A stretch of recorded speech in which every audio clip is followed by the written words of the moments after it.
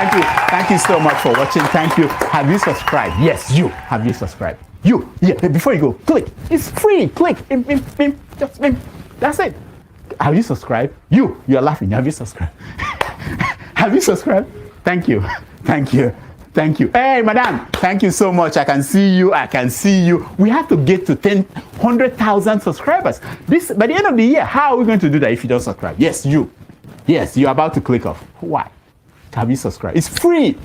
If you don't, ask your son, ask your daughter how to. Just one click. Thank you. Thank you. I see you. Aha. Thank you very much. Thank you very much. I'll see you tomorrow. Thank you. Thank you so much for watching. Thank you. Have you subscribed? Yes, you. Have you subscribed? Yeah, before you go, click. It's free. Click. Just that's it. Have you subscribed? You're laughing. Have you subscribed? Have you subscribed? Thank you. Thank you. Thank you. Hey, madam, thank you so much. I can see you. I can see you. We have to get to 100,000 subscribers. This by the end of the year. How are we going to do that if you don't subscribe? Yes, you. Yes, you're about to click off. Why? Have you subscribed? It's free. If you don't, ask your son, ask your daughter how to. Just one click. Thank you. Thank you. I see you. Aha. Thank you very much. Thank you very much. I'll see you tomorrow.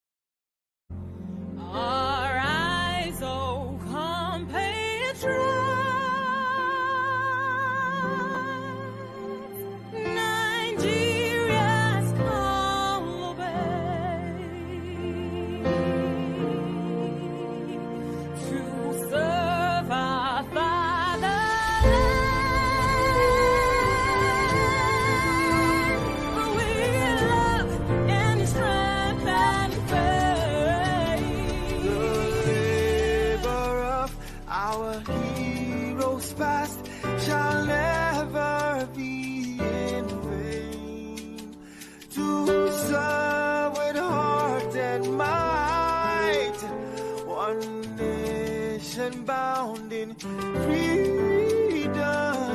peace and unity. Hey, that's so. Yeah. Oh, yeah. Arise, oh compatriots. Nigeria call obey to serve our fatherland. With love and strength and faith, the labor of our heroes past shall never be in vain. To serve with heart and might, one nation bound in freedom, in freedom, in freedom, peace and unity. Arise, my people, arise, my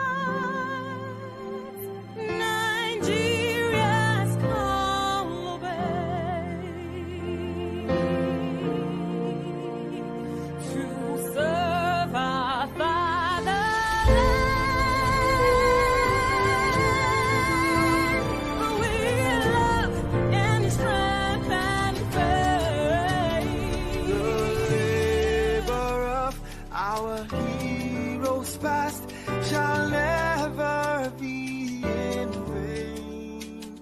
To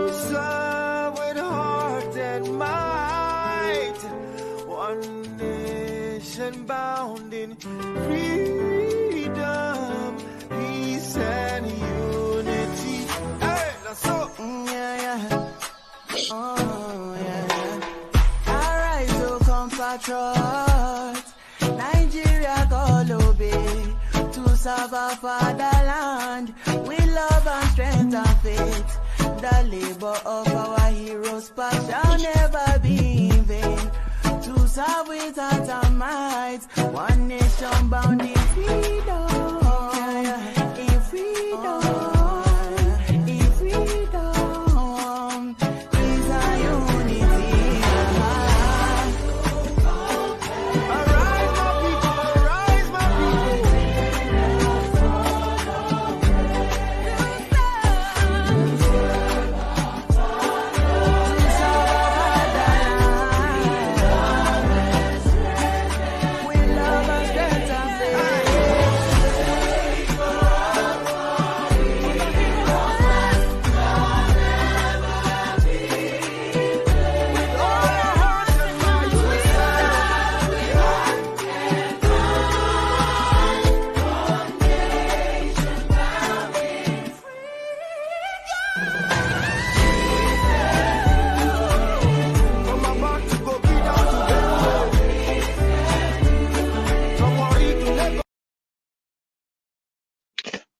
Good morning, good afternoon, good evening, depending on your geographical location. I am your host, aka Electricity.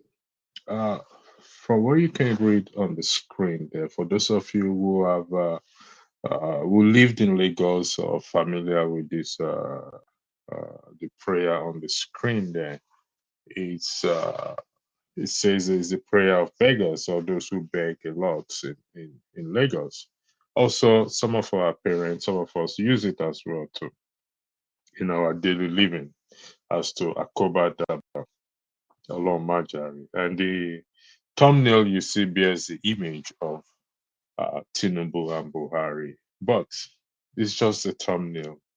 And by interpretation, it means you will not be involved in anything that would implicate me or matter that you have no hand in. Unfortunately, the situation in Nigeria, it's one way or the other, is has affected or implicate us, and the matter on ground is affecting every one of us. Like what Ferreira rightly said, he said there is we didn't get to this place by accident, which is actually correct. It is as a result of our actions and inactions. There is consequences for our action and also for our inaction. The argument for that is that we do not react enough, or those who are reacting in line or in the direction that the storm is going, not counter direction of what? Of the storm. And what really jumped at me is when this was repeated to the question was put to forefather by a fellow colleague called Jago as to if he understand what Ferreira was saying.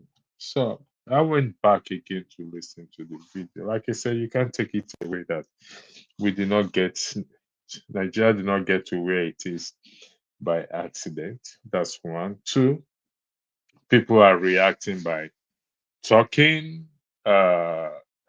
Every time we mention, you mentioned, what's his name? Dele Faro to me. I mentioned Moyes Corner, Niger World, Rudolph, etc. and etc.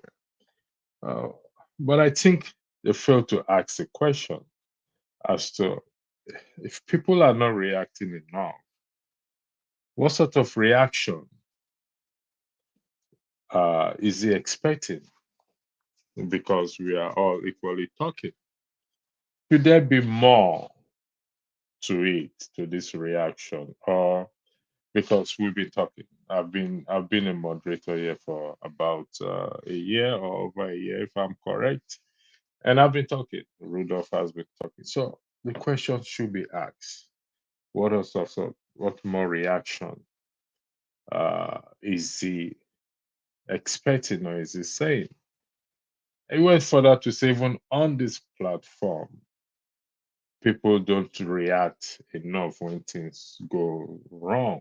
So I said, okay, it's as a moderator, as someone who believes in transparency and accountability and fairness. I said I should weigh in on this matter, particularly in the case of the prayer, Akoba Adaba, Olorun Majari, may you not be involved in anything that would implicate me. As Nigeria is concerned, in the context of Nigeria, one way or the other, we have been what we have been implicated. The matter is affecting every one of us, and how we're going to navigate out of this issue is what we are yet to see, and nobody has been able to come up with that. Tomorrow will be a very interesting broadcast that we are going to be doing. As I promise the those in the comment section and the audience that we will, and those on the panel, that we'll be looking at the case, the 2014 confab report as well too. Then also we will look at other matters too. But this prayer that we are saying here is an important prayer. What does that mean? That after we have made this prayer, or we've answered amen to this prayer, we now have the right or justification to go and what? To go and carry out evil. Because oftentimes when the beggars make this prayer, people give alms to them. Not necessarily, you don't have to necessarily give alms to them, but they say it for like in a kind of an inducement, or to, because nobody really wants to be involved or wants to be involved in anything or be implicated in anything that they have no hand in it. So, or matter that they have no hand in it. So we quickly say amen to it. But after we say amen to it, we go back and involve ourselves in criminality, in injustice. So, and that is why we today in the country today. So hopefully, someone will put a question to him as to clarify what sort of what's more reaction is he looking for, or is he asking us to do? And will he lead? Will he be the one to lead or to show example of that reaction? But George Judy said this again when I listened to our broadcast. He said there is no excuse for bad behavior. This is George Judy Schneider. And behavior is not targeting at anyone. It is our behavior. And I've kept saying this over time, that until we come to that point where we start to change our behaviors, we will get things right. Now, sometimes we get tempted to react or to respond or to issues. Someone once told me, you don't react, you only respond to issues. Another person saying, we react, but we don't react. So how do we go about this? And myself and some few other people are coming up with some things, what we think we can do to help to move the nation forward. The country is in a bad state, whether you want to agree with that or not. Believe me or not, they borrow money every day. Every blessed day, money is borrowed. And it is the future generation that will suffer this, what we are suffering now. So, what sort of reaction? How do we react to this uh, money that is being borrowed?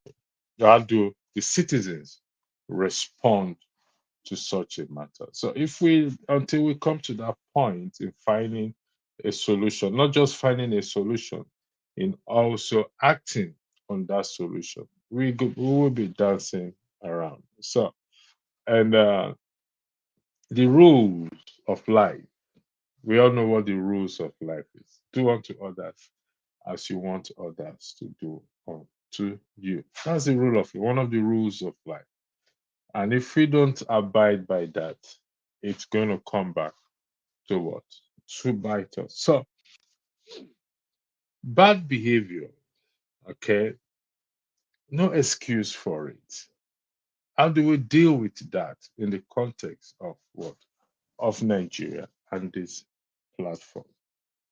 If we don't deal with it, we will always come back to this point where we will have to now revisit it again. And we want to avoid that. In health and safety, you do a risk assessment or risk analysis assessment on issues, and you try to eliminate anything that you think is considered hazardous away from the issues. Then, if you cannot eliminate, for example, you have to try to eliminate walking on height. But if you cannot, then you have to put measures in place to ensure that just in case anything happens, it's the impact will not be that much. If we can avoid walking on height, let's avoid it. But if we cannot avoid it, that it is necessary to work on it, every safety measures must be put in place to what? To make sure that if anything happens, we can address it ASAP. There is measures on ground for us to address this matter.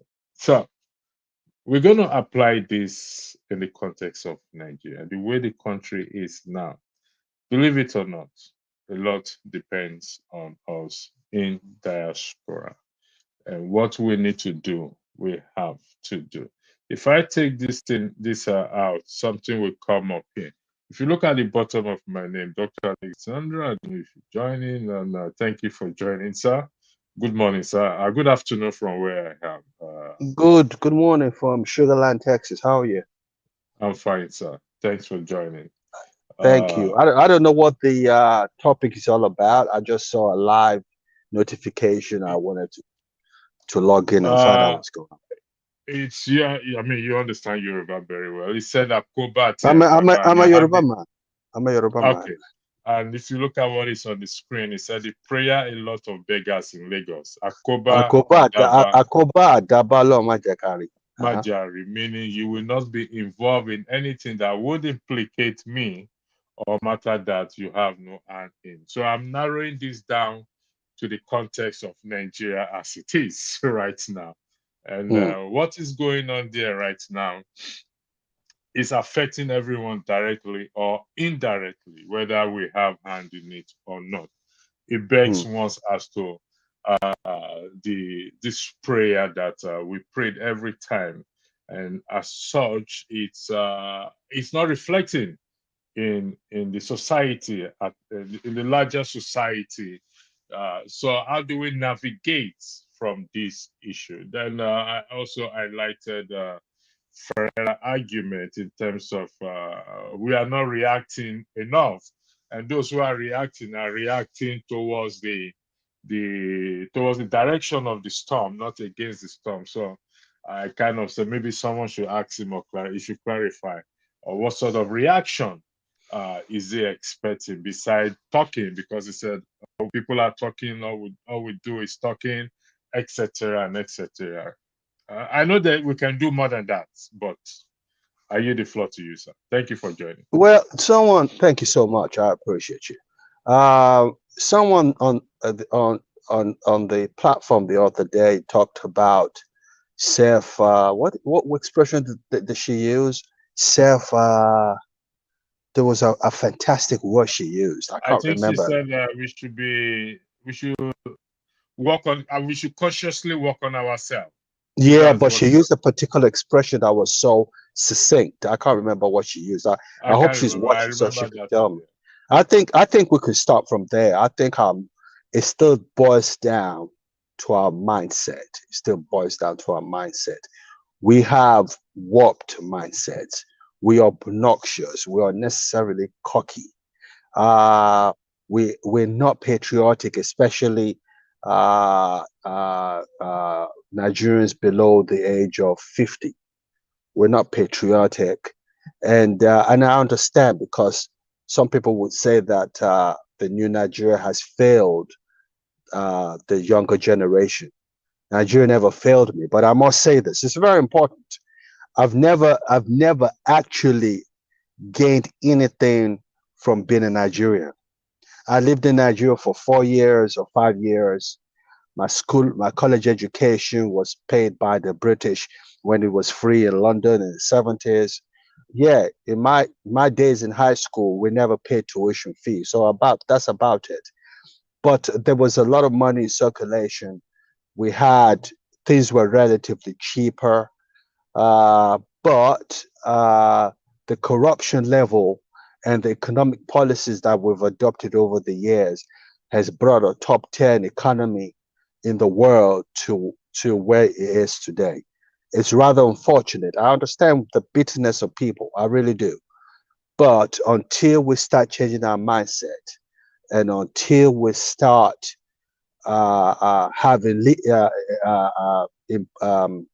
electing leaders who are there essentially to be servants of the people, we're not going to get anywhere. Having 160 million naira vehicle when people are suffering doesn't make any sense. Launching a 21 billion house for the vice president when people can't even eat 1 meal a day is stupid. This are the kind of mindsets we're talking about. I was thinking about it the other day. I said, I wish Tinubu could be so patriotic to say that, the country is going through a hard time.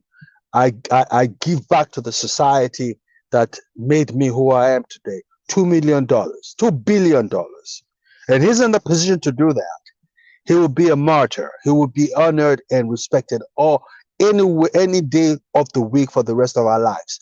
But those kind of things won't cross his mind, because I don't know, even right now, I'm ashamed to say that he's even pulling a salary. What is he pulling a salary for? You have all the money in the world. So, it's sad. Let me share a story with you, because I have to run to work. I'm in my car waiting to drop on my clothes at the cleaners. But let me share a story with you. I don't want to talk too much about myself, but I used to live in Ghana in the early 80s. And I had a relationship. I'm going to just put it like that. And I noticed this person lived in England, but every year she would say, I'm going to Ghana. I'm going to Ghana.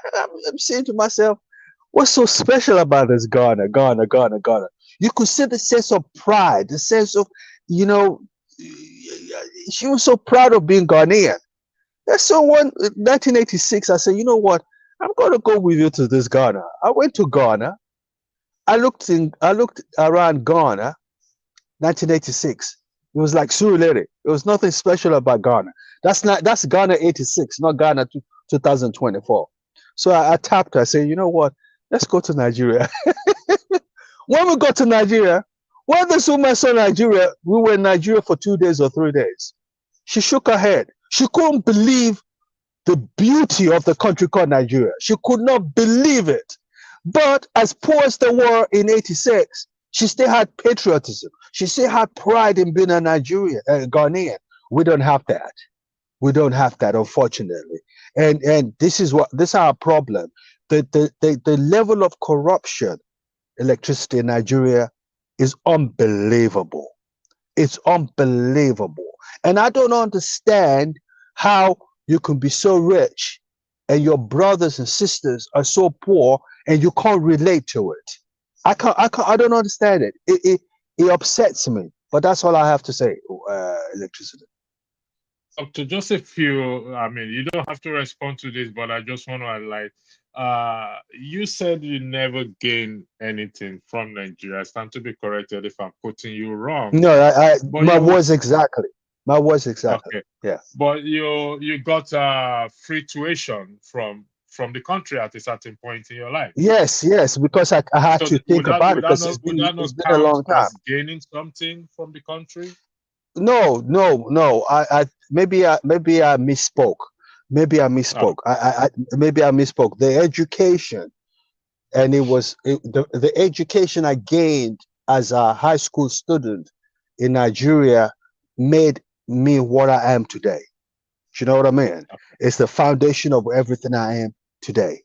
but that was in the 70s, and that was when quality of education was one of the best in the world. I respect that. That doesn't exist anymore, but that's about the only thing I gained. I don't see any. I've never worked in Nigeria before. I've done business in Nigeria. I've never worked in Nigeria before. So, but I do relate to Nigeria because that's the country of my parents and my grandparents. So, but that's the way I see that. Thank you, thank you, Doctor. And one last thing, if you have the few minutes. Yeah. I think it's John F. Kennedy that said, think not of what your country will do for you, but think of what you can do for your country. Because I went to my primary school and secondary school in Lagos, Surulere Secondary School, Methodist Primary School, and this was all free education. Surulere Secondary School. Which was Surulere? Yeah, where the one on Modupe Johnson. When you drop at Alaka, I normally take the bus. I drop at Alaka. I walk down. Try to remember the street name. It's I think it's off Bode Thomas. And that's not Surulere Baptist, right? No. It's not Surulere Baptist. This is Surulere Secondary School. Okay, because I lived on Bode Thomas. Yes, it's off Bode. When you go into Bode Thomas, I'm trying to remember the street name, and you take a left turn depending on what direction you are coming from. You take a left or a right, and you go into a road there. It's not far from. Is that close to a place called Akishemoyin Street?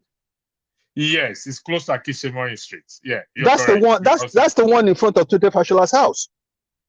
I don't know about that, but I used to play soccer. I used to play soccer there in the 70s with Tunde Fashola. That's a secondary school. The principal name is Mr. Ojo. He's a very popular man and a very, very mean man, but I love him. Okay. So with this little thing you gain from Nigeria, because I enjoy free education, and I'll give it to Jakonde any day, anytime for that free education. It gave some of us a shot at education that made us to be who we are today, whether we go up to be a professor or not. And that is what with that little, is it not time those of us that gained this little, whether in the 70s or 80s, to now think of what we can do back at home to raise, because you're 100% right. The rate of corruption there today, it's scary. It's killing. So what can we, with this little thing we've gained? Because I would say I've not gained anything from Nigeria. That would be a fallacy. I mean, they don't have to give me a scholarship, or they don't have to name my name after a street, or send me to this and that. I gained something, no matter how little it takes. And I think those of us who gain, we should try to see how we can affect this. The society, the way the society is set up, even if you have the best of intentions, it's not going to work. They're going to frustrate you. They're going to frustrate you. It's so sad. It's still when you speak from now till tomorrow, you still come back to the mindset. You still come back to, I understand that you have to give back and all that, but will the people there allow you to give back? They'll frustrate you. No matter how much you want to give back, the people in power wouldn't allow you to do that, unfortunately. So what do we do? I think we are a lost generation. You're a lost generation. If anything's going to change the country, it'll be the younger generation. Because first thing is, what I've noticed about the younger generation, at least the ones in university and below, they don't understand what tribalism is. That's what I've noticed. They don't understand discrimination. We can start from there. You don't look at a person. You look at a person based on merit. I gotta go because the person I'm waiting for is here. You look on a person based on what they can offer, not because of where they come from. That's very important. Once we can get the right people in place, Nigeria is one of the most endowed countries in the world. We have hope. The country will get better. Trust me. It might not be, and I know Alaba has a problem with me saying that, but I'm going to say it anyway. The country will get better. It's just a matter of time. But so let me let you go. I'll be watching at the background. Okay. Thank you for joining. I appreciate it, sir. Have a lovely day. Olumide, if you see you have to pull over, stop driving for me to bring you in, and I can see that you are still driving, so you have to pull over completely before I can bring you in. I'm going to highlight what the doctor said again and bringing it to us. Some of us have gained something from Nigeria. Revolution, no, down the man, down. Some of us gain something from Nigeria. We must not, like I said, I gained from the free education back then. Free books, free books, free books, free books. I never paid school fees in anything. So I gained something. And I think the doctor was able to correct himself that, well, it's not in that sense of not gaining anything entirely, but he gained something. So this little thing we gain. Dan, I don't know about you. I know the state of the nation. It's becoming alarming. What I did, I don't know if you are watching from the beginning, Dan. Were you watching from the beginning? So I yield the floor. I yield the floor to you, Dan. Go ahead. Yeah. Good afternoon, brother. I've been watching from the beginning, and good afternoon.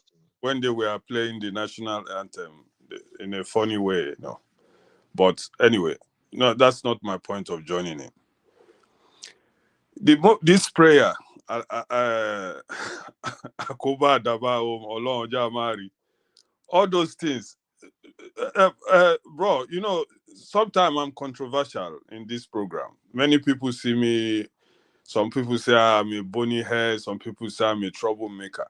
Just because of speaking the truth. I hope you're listening. You're hearing me, bro.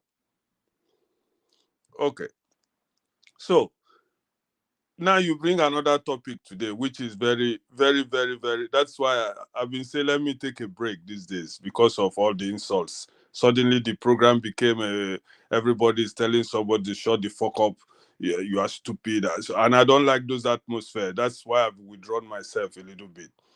But when we come, we will revisit this in short again, but I will let you finish what you want to finish, then I'll come back to you. Thank you. Okay, so now when you come to this, our Nigerians, there's something I always say in this program. Nigeria has a style. Oh boy, that's what they do. I'm telling you, even the so-called educated people, when you come to their circle too, they will say, oh boy, that's what they do. And people like us, we keep wondering, we are not so educated like all these people. But why do nothing changes? Everything is the same. Okay, when they come now, they tell you, Akoba, Adaba, Olorun máa jàre. Ta ló sọ fún ẹ pé mo ní nǹkan tí mo fẹ́ kóra mi sí àti Ọlọ́run ní jẹ́ kí n rí.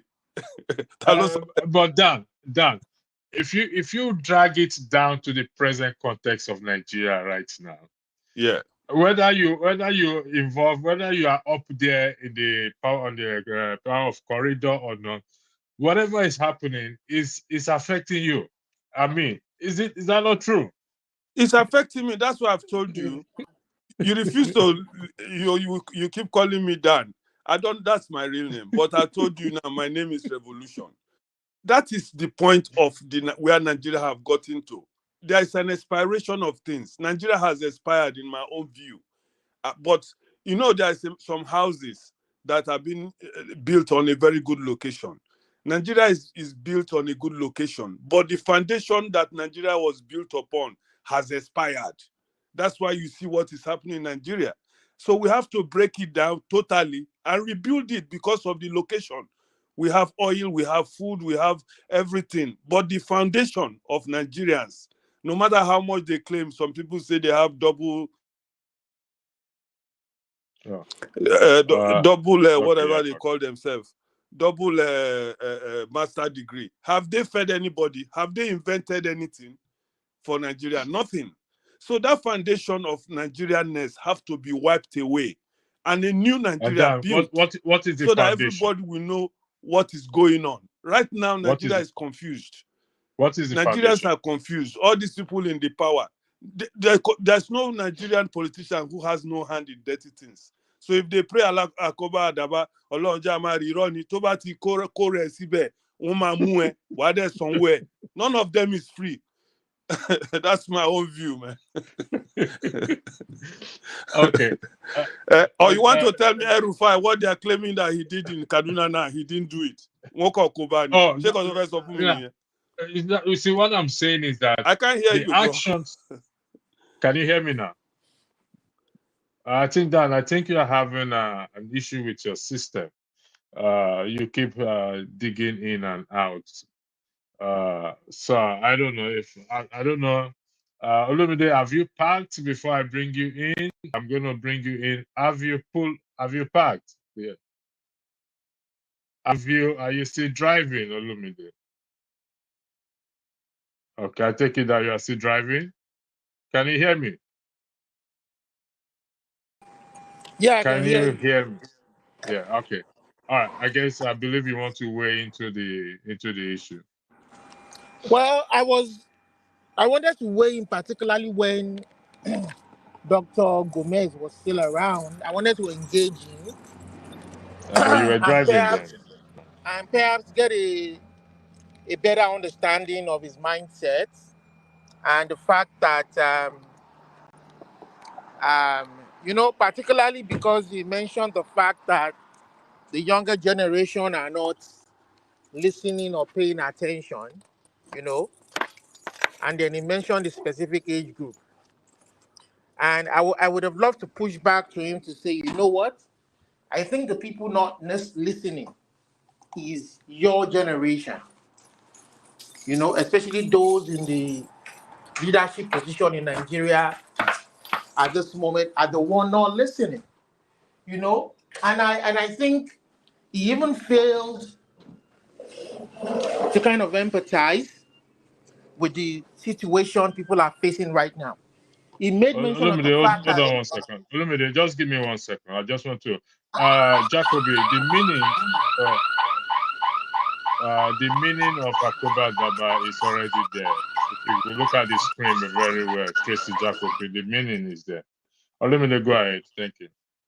So he made mention of the fact that the younger generation not understanding the current political situation and that the mindset, So I think he's the one, if he's listening to me right now, I think personally he's the one not understanding the younger generation and the current situation these people face. I mean, he made mention of the fact that he benefited from the system. When the system worked in his own days. And I would say that I too benefited from the system. You understand? I went to a private primary school. I went to a government secondary school. I went to a federal university. And at the point when I came into that federal university, tuition was supposed to be free. But way into our second year until the final year, we started paying. They started charging us fees and protests started to begin and the rest of it. So I can say that but the current generation are not benefiting. Rather now they are telling them to come and borrow money for student loan. You understand? And you are telling them not to talk, to change their mindsets. The people who should be changing their mindsets are those who have held the nation by the jugular. You understand? The people they proved that they wanted to change their mindset during the last election. I will always refer to that. During the last election, they proved that, but their votes and their voice was subverted when the election Let got. me ask you this. Yes. I think what Dr. Gomez said was that his generation or our generation is a lost generation. And the younger ones are the ones that are able to. But do you not think that it is a better suggestion he made that in terms of changing mindset, whether the older generation or the younger generation. Anyway, I'll come back to you, Olumide. Your phone is ringing now. When you're free, you come back, okay? All right, Dan, the floor is yours. Thank you. Yeah, you see, like we was saying about benefiting from Nigeria. I benefited from Nigeria. When I was in the secondary school in Nigeria, we had everything for free. I was in a boarding school, so what we paid for was for being in the boarding school, which was very minimal also. We enjoyed ourselves. That I was making a point before I went off because my connection wasn't good. Your connection was bad. Yeah, so now let me tell you something, Electricity, as a brother, as a Nigerian, and I know you're a very truthful person. I know the whole truthful people who I see when I see them. I know those ones who are just pretending just to say something for people to say they are blah blah blah. But when I see people like me, people where I won't load it up, you see them, you know them. No matter how they try to tackle us, we still stand our ground. Nigerian system is the problem. You understand? All these people sitting in power. Look at how many, and those days you see a governor, or even maybe minister. You see them, they live among the people. They don't carry escorts up and down. Everything. So for the present people who have destroyed Nigeria today, who benefited from those free schools. In fact, let me just, before I forget, the time I knew that these private schools has taken over public schools in Nigeria, I knew Nigeria is gone. Because those days, everybody take JAM, you enter school. Everybody take common entrance, you enter school. We know they hear say somebody there for one kind private school. Private school those days were people waiting for nursery level. You understand? But that private school can become private secondary school, private university. That was when I know. I've been out of Nigeria for a very long time. So, but when I started hearing that secondary school are private, I start wondering, so what of the normal private secondary school now? They say, oh boy, the bill I say, don't tell where you come on for that country. That was when I know Nigeria is gone. So these people who are telling you now, these people now who in power, who benefited like me and you in the public schools, they are just being greedy and wicked. Look at, like I was trying to say before I remember this, you see those days, you see big men, they drive themselves. They don't come, before you see driver self driving somebody, it's very difficult those days. It was of late, you go see somebody, if you get to some level, you go sit down for owner's corner. Even people made jest of it that time. Say, oh boy, this is now owner corner. That was the beginning of destruction of Nigeria. They will have a driver, whether by force, by force. In fact, there's some office you will have now in Nigeria. They say you must have this, you must have cook, you must have this. These are the monies that are supposed to be used in public schools. They truncated the public schools, made them serve gods. You understand? Look at the prime minister. Just an ordinary local government chairman. If he's working, around 100 people is following them, and he have to pay them. Those are the monies we were using for those public things those days. You understand? Then talk of our brother Tinubu. You see him now when he's moving. Entourage of brand new cars are following such things. If they remove all those things, there will be money for public schools. There will be money for everything. So these are the things that we are trying to tell you. I always end up by telling you that the only solution to Nigeria, and that is the only one that is implementable. All these other solutions people are talking about, they cannot implement it. The only thing is revolutionary change, so that things But Dan, let me Olumide, I'll come back to you. Welcome there, sir. But Dan, this revolutionary change, yeah, it could start from changing our behavior, our mindset. Now you see when I'm talking, you see where I start from. I start from this educational illiteracy of Nigerians. Oh, I be this. Then when you be this, if he comes to the locality, he's the one everybody's supposed to raise. Whether he's a bad guy, as far as he gets some kind of maybe, if, for example, he's a lawyer. You go see people they shout the law, the law. Whether it's a lawyer that is destroying, has no good character, they push him there. He goes school, be that. But maybe a mechanic or a carpenter in that locality has the character, has everything to lead that thing. They will not give it to a carpenter. They will not give it to a mechanic. They will give it to this so-called educated guy and they are the people responsible for the destruction of Nigeria. Let them come and defend themselves. Thank you very much. Until Olumiles, Desta, welcome to the platform. I don't know if you'll be following the broadcast from the start. Yeah, I've been following. Okay, so, I've been following. Okay. Hello. Are you the floor to you? Thank you. Go ahead. Yeah, thank you. I've been following when the doctor was speaking.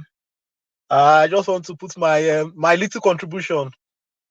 I think first of all, the idea of giving back to Nigeria, I don't think we should make it transactional, because people give back to what they believe in. You know, I don't think it's give back to Nigeria just because Nigeria gave you something. It doesn't work that way, really. Nigeria has to come to a point whereby, like the doctor was saying, somebody wanted to go back to Ghana. It wasn't like it was the best place, but they had this sense of belief. It's like when you are a pastor, they say write the vision down, make it plain, so that he who reads it may what? Run with it. Nigeria doesn't. The Nigeria we have today doesn't give the citizens anything to run with.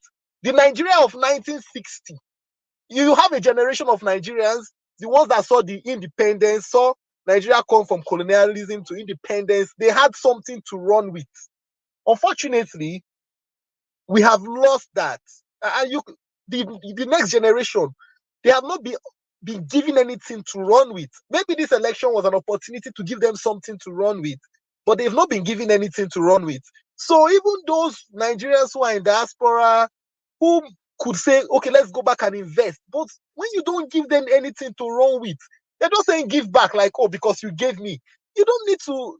You have Nigerians who were not born in Nigeria. You have many Nigerians who were not born in Nigeria. Their parents grew them up outside the country. Those ones want to even come back and give to the country. They have a lot to give. But if there's nothing, if there's no vision, they can't give back. So if we're only looking at, because Nigeria gave to you, come and give back, we'll get nowhere. We'll really get nowhere. Okay. Sorry for interjecting. You see, when we say give back, it's not a transactionary thing. If you look at what I highlighted, I will come back to what I highlighted, the Rock Colata just said. It's not a transactionary thing. It's what I enjoy free education. I want others also to enjoy free education. I also enjoy free healthcare. I mean, there was a time in that country, there was free health was given. I want others to enjoy just the same way some of us in diaspora are having this facility. So it's not a transactionality, but it's something that is a motivating factor for you and I or anyone who has benefited from the country to see what we can do to bring, if possible, to bring. So it's not a transactionality. No, I don't think that is what it is. Go ahead. 100%, I agree with you, and you just answered my question there. So look, when you enjoyed free education, free medical care in Nigeria, it's because that was your right. Because the government knew that the taxes, the earnings the taxes from your parents, the earnings from the government was supposed to be invested in the people. It was your right. It was not a privilege for you. You come to present, if you go to the example, if you live in the UK today, if you come to the UK today now, your children will enjoy free school, not because they are human beings. It is because it's their right. If you go to even the Scandinavian countries, if you live in Norway and you are paying taxes, you get free education for your children. It is their right. Not because some people are thinking, let's give back. I'm not saying giving back is not bad. I'm not saying it's bad. But what I'm trying to say is this. What we need in Nigeria is when you have a vision for a country, we need leaders that can give Nigerians a vision to latch onto. Secondly, we need leaders that will realize that public funds is not to be building edifice for vice president and things that are not aimed at the people. If the leadership cannot put that framework in front, we go nowhere. Today I was talking with somebody. How can I think it was in 1970, between 1979 and 1983, Shagari, they wanted to pay Shagari a large amount of money as salary. I think more than almost, is it 70,000 naira per annum? He said no. That the difference between his salary and the vice president is too much. And he told them to bring down his salary. But in the Nigeria of today, the president is earning 8 million naira every year. 8 million plus. I mean, you see, I don't even know. 8 million naira every month. The senators get to 30 million naira every month.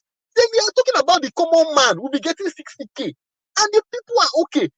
If the senators are okay with it, they are happy. That is not the Nigeria that will make progress.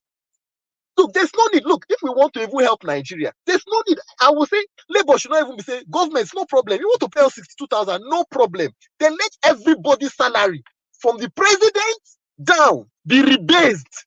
Let them rebase their salary to, like, the economy will grow. Because that means the president will not have all the money he wants. The senators will not have all the money they want. Everybody will not have, we will stay in the hunger. And then we will grow the economy. But it is not like that. The people, the elites. That is a valid point you made in terms of labor. Go ahead, sorry, go ahead.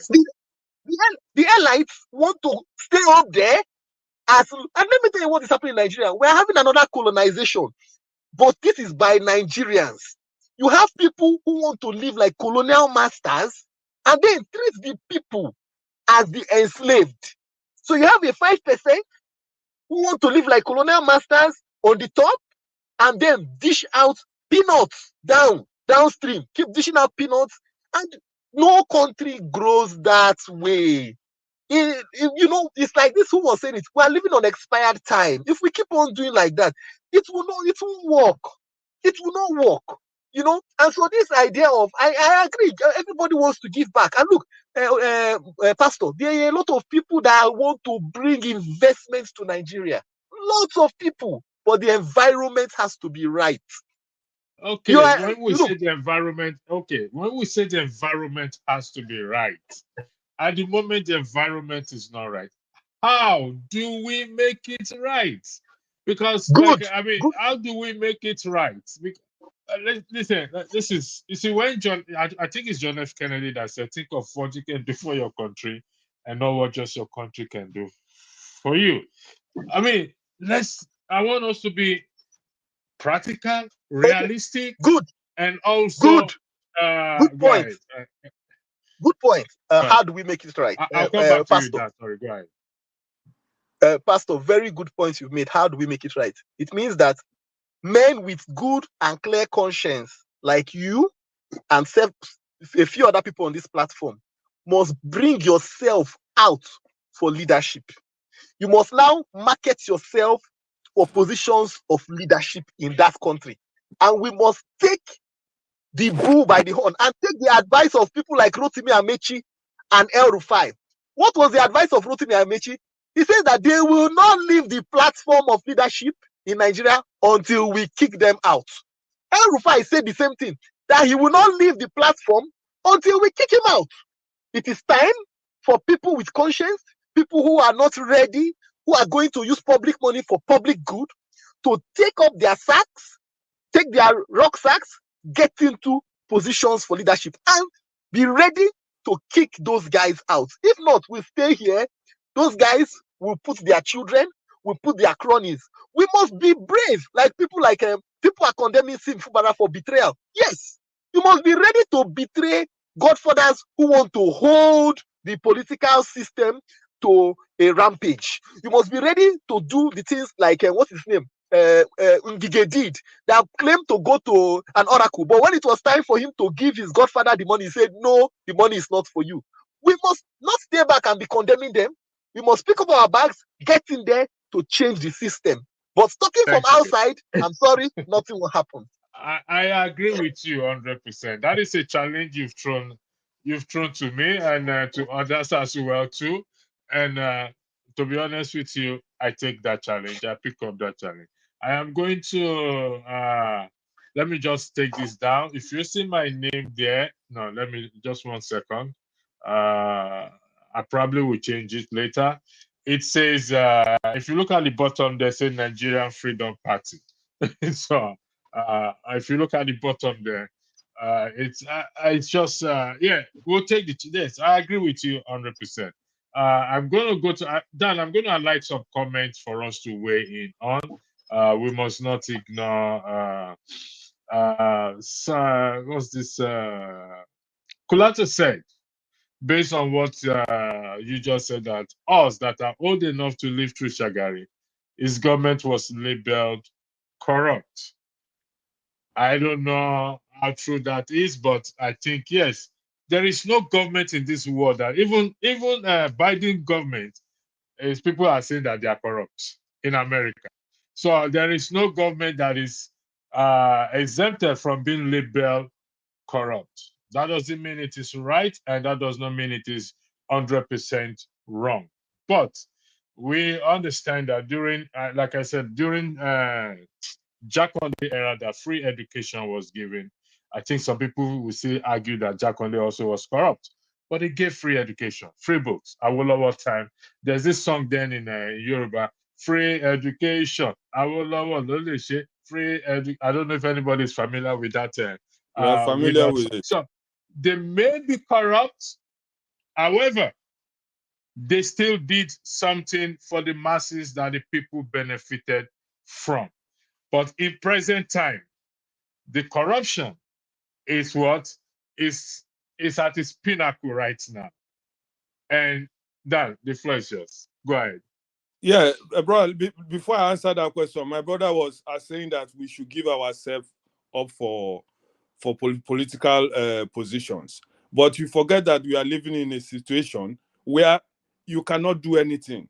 Even if you yourself is talking today, if you want to become anything in Nigeria, it's not possible. The reason why, these people who have the power today, they work hand in hand with the men with the guns, which are the military men.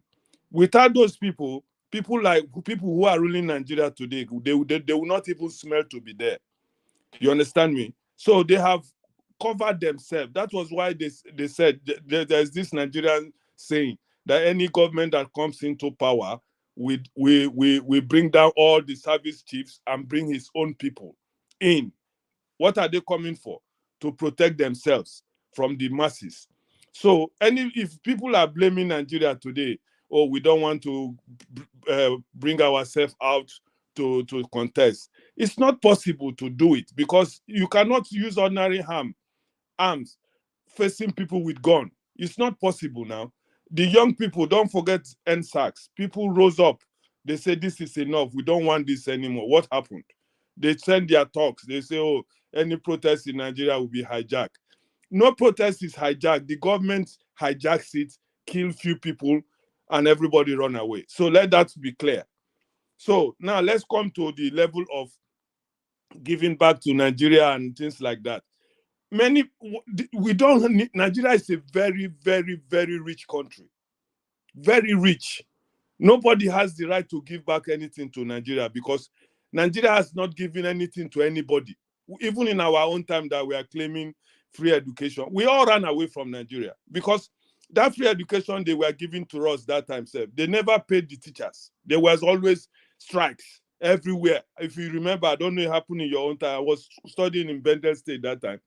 During that free education, when we started having free books and this thing like that, we couldn't study because every time there are strikes, they were angry with the UPN. They refused to pay the teachers. And they were strike and strike and strike. That was when I decided, man, if I manage to finish the secondary school, there's no need to stay here. I would leave to Europe, which I did. And from that time to now, I don't know what is happening in Nigeria, to be honest with you. But if we want to talk about Nigeria now, the only thing is we are begging these military men who are using these guns to protect these people in power. Because that is why they are there. You cannot use stone. The other Ameti said we should stone them. The other brother is saying edify until we remove them there. That is it. How can you remove people with guns, with ordinary hand or stone? It's not possible. That's why we are calling for civil disobedience, which ABA Kwesili have said. These people saying they are giving them 60,000. What will 60,000 happen? That 60,000 self cannot pay their transport, except they steal in their working place, except they take bribe in their working place. Even 100,000 will not do anything for them, except they steal in that place they are working, except they take bribe, like I said. So the thing is civil disobedience kind of revolution. Let them stop going to work so that everything will crumble. That's the only way. If they think we can fight these people in power, it's not possible. Look at them now when they are moving. There's always a soldier behind them. Done. I want you to remove, please, it's an appeal, to remove the word not possible, that vocabulary from your speech, please. It's possible. I like your point, because when you start using the word impossible, it's like we can't do it. We can do it, please. It depends on what I'm saying is not possible. When I'm saying is what is not possible in Nigeria is that it is not possible for us to say now, I want to contest for the councillorship of my area now. It is not possible because I'm not part of them. And when I make too much noise, they will just send 2-3 guys to beat me up. And that's the end of it. But what is possible, I'm telling you that is possible is civil disobedience. We sit at home. 100,000 cannot help any Nigerian today, except that person has a way of stealing in his office. That is when he will say, okay, make I just take 100,000. When I reach office, I go do 1 or 3 Odu. I go cover myself. And that is what Nigeria has been doing. Only that nowadays, the people in power are so greedy. They have taken everything. There's no more Odu to do in the offices. That's why people are crying. So this is what I'm telling you. When there are a lot of things in Nigeria that is not possible, except we want to deceive ourselves. These guys who are in power, they have blocks everywhere with guns. And we cannot remove them. If you do, they kill you. So what are you going to fight when you know that you cannot even throw one blow before you are gone? It is useless.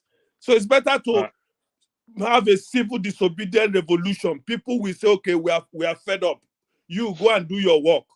And then they will crumble. But if we say, okay, take 100,000, like Nigeria used to say, now at all, no good. What do they give person 100,000? We get 4 children. What do you want they can do? Even one person, forget wife and children. One person in Nigeria, 100,000, where will it take you to? Thank you. Thank you, Dan. Mazi Prince, welcome to the platform. I know you've been following it from the beginning because you're in the chat, chat section. So I don't need to bring you up to speed. So I'll give the floor to you. But look at the statement comment there. Showari have been talking about revolution forever, but we never take him serious. If you can take it from there. Well, for me, good morning, electricity. Good morning, revolution. Pretty much, it's not everyone someone discuss in public. However, I'm somebody that believe in actually action and not just words. If I want to do something, I do it, and not just talk and talk. It's good to talk. It's good to share ideas, and it's good to educate everyone. What I find myself doing these past few days is kind of like I find myself learning more and at the same time educating people more. Why do I say so? I just started a book called White Dreams, you know. And what is the book all about? It's all about, you know, how the Congo was being, you know, kind of like colonized by the Belgians and other stuff. The things that they did, in the sense that the the Belgians used the same people to divide each other. You understand what I mean? Meaning that as a black man, I cannot understand that we are always two-edged swords. And if I will give a quick example, I will give an example of this man. First, I'll start with Bode George, and I also go with Doyin Okupe. If you watch their interview a few days ago, you see that they are flip-flopping.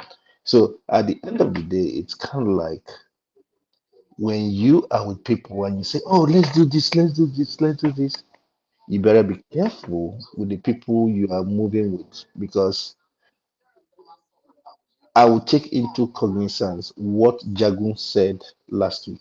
Jagun said before becoming a Nigerian, he recognized the fact that he's a Yoruba man. You understand? And it just oppose this to the, to everything I'm saying with these two examples. Sorry, Master Prince. Let me stop you first. Hold on 1 second. Okay. He said before, I think I was in that broadcast, but let me just Mhm. say, he said before becoming a Nigerian, Nigerian.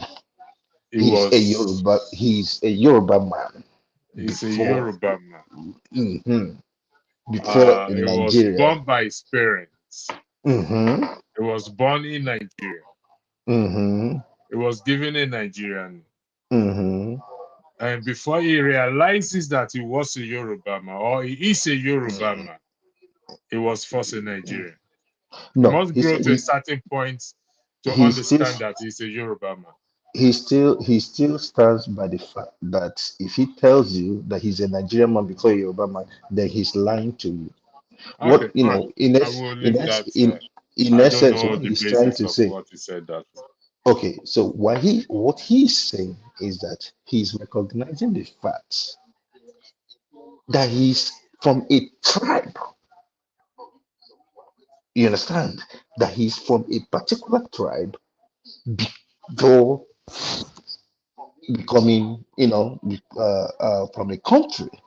You know, I take that for a fact that he's recognizing the fact that no matter what, he will still stick with his tribe. All right. I'm going to highlight two things now, two important comments, Mhm, which I think three, by the way.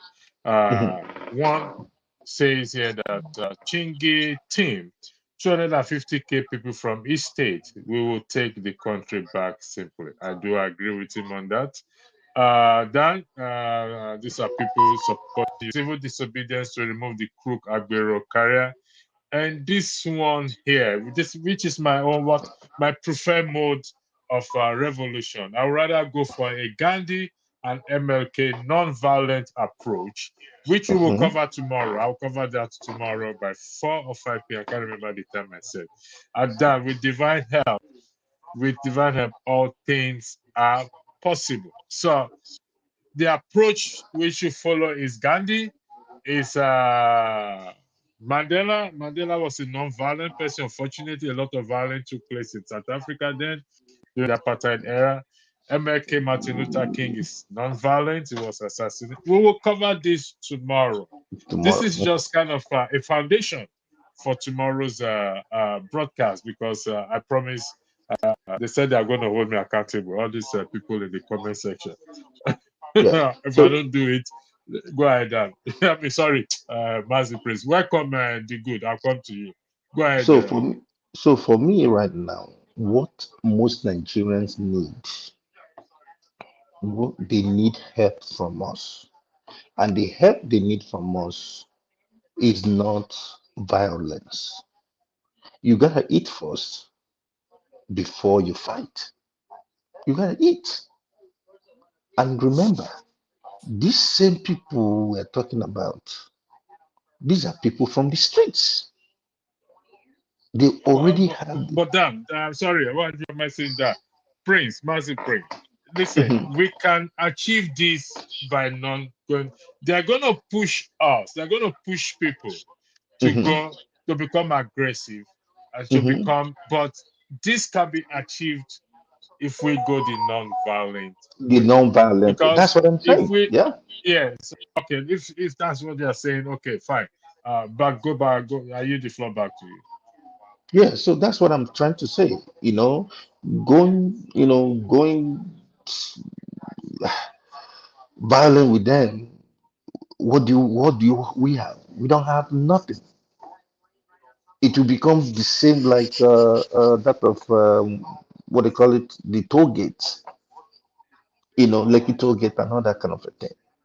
And this is somebody who, before becoming a president, facilitated that. And then imagine what he would do now that he's a president. Imagine what he would do now as Okay. a president.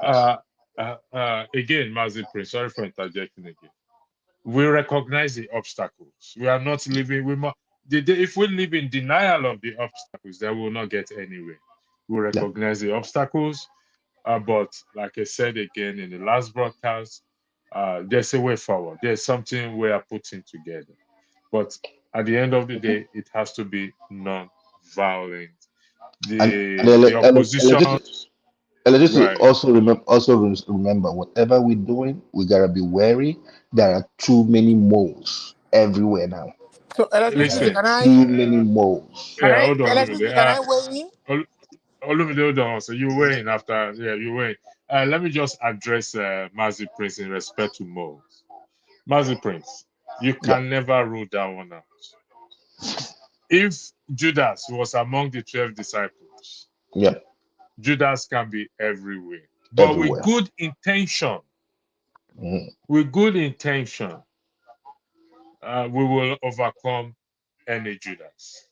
Okay. That is just one thing I can assure you. I speak from every angle, both physical and spiritual. There was a time, those who are saying that Nigeria or whatever the Igbos are like the Israelites or whatever. There's a guy called Nehemiah in the Bible. He heard about the destruction of Jerusalem and he went back to rebuild Jerusalem. But there's these two guys called Sanballat and Tobias who wanted to kill him. Even they paid somebody among his own people to lure him into the temple so that he can be killed. So what I'm trying to say is the most will always be there. I recognize this, and even on any platform, the most will always be there. But with good intention, we will overcome. So, Mazi Prince, I'll come back to you. The good, I'll come to you, but Olumide has been here. Let me just give Olumide the floor, then I'll come back to you. Olumide, the floor is yours. Thank you.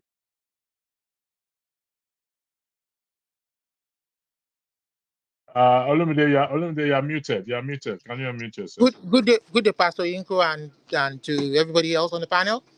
Like I was saying earlier on, Pastor Inko, like I was saying, I wanted to address Dr. Gomez. See, I wanted to understand his point of view that perhaps their own generation is not understanding exactly what the younger generation is all about. You understand? They seem to have an understanding that they know what the country wants. What's your name? Prescription for Dr. Thompson. It might be in the fridge. No, I don't have anything ready. Olumide, you're not Ready for ready for us sometime here. canceled it. Can you come back later The on? floor is yours. Yeah, but The floor is yours. sorry, Olumide, Pastor. Sorry for okay, you. all So right, go so ahead. so The good, so I'll come back to you. Go ahead, so Olumide. so what I'm saying is that perhaps it's time for them to listen to um to listen to superior arguments, to listen to superior reasoning for the sake of all. You understand? He was mentioning America as being non-discriminatory, everybody being able to aspire. That is what we want for our society. You understand? Was saying that our society, the way it was formed, the way it is structured, is not beneficial to especially the people, the indigenous people of that land, that geographical region. Vis-a-vis, number one, the constitution was not done with those very people in mind. The foundation was faulty because perhaps it was truncated at some point in our history, when all of those things that he benefited from, that I benefited from, that you benefited from, when those foundations were laid. But at some point, it was truncated and those foundations were eroded, and then we were handed over a constitution, a document that did not emanate from the people. You understand? Then, to rub salt into injury, there's purported to be a state democracy where the very people are not allowed to choose who they want to represent them at all levels of government, local government, the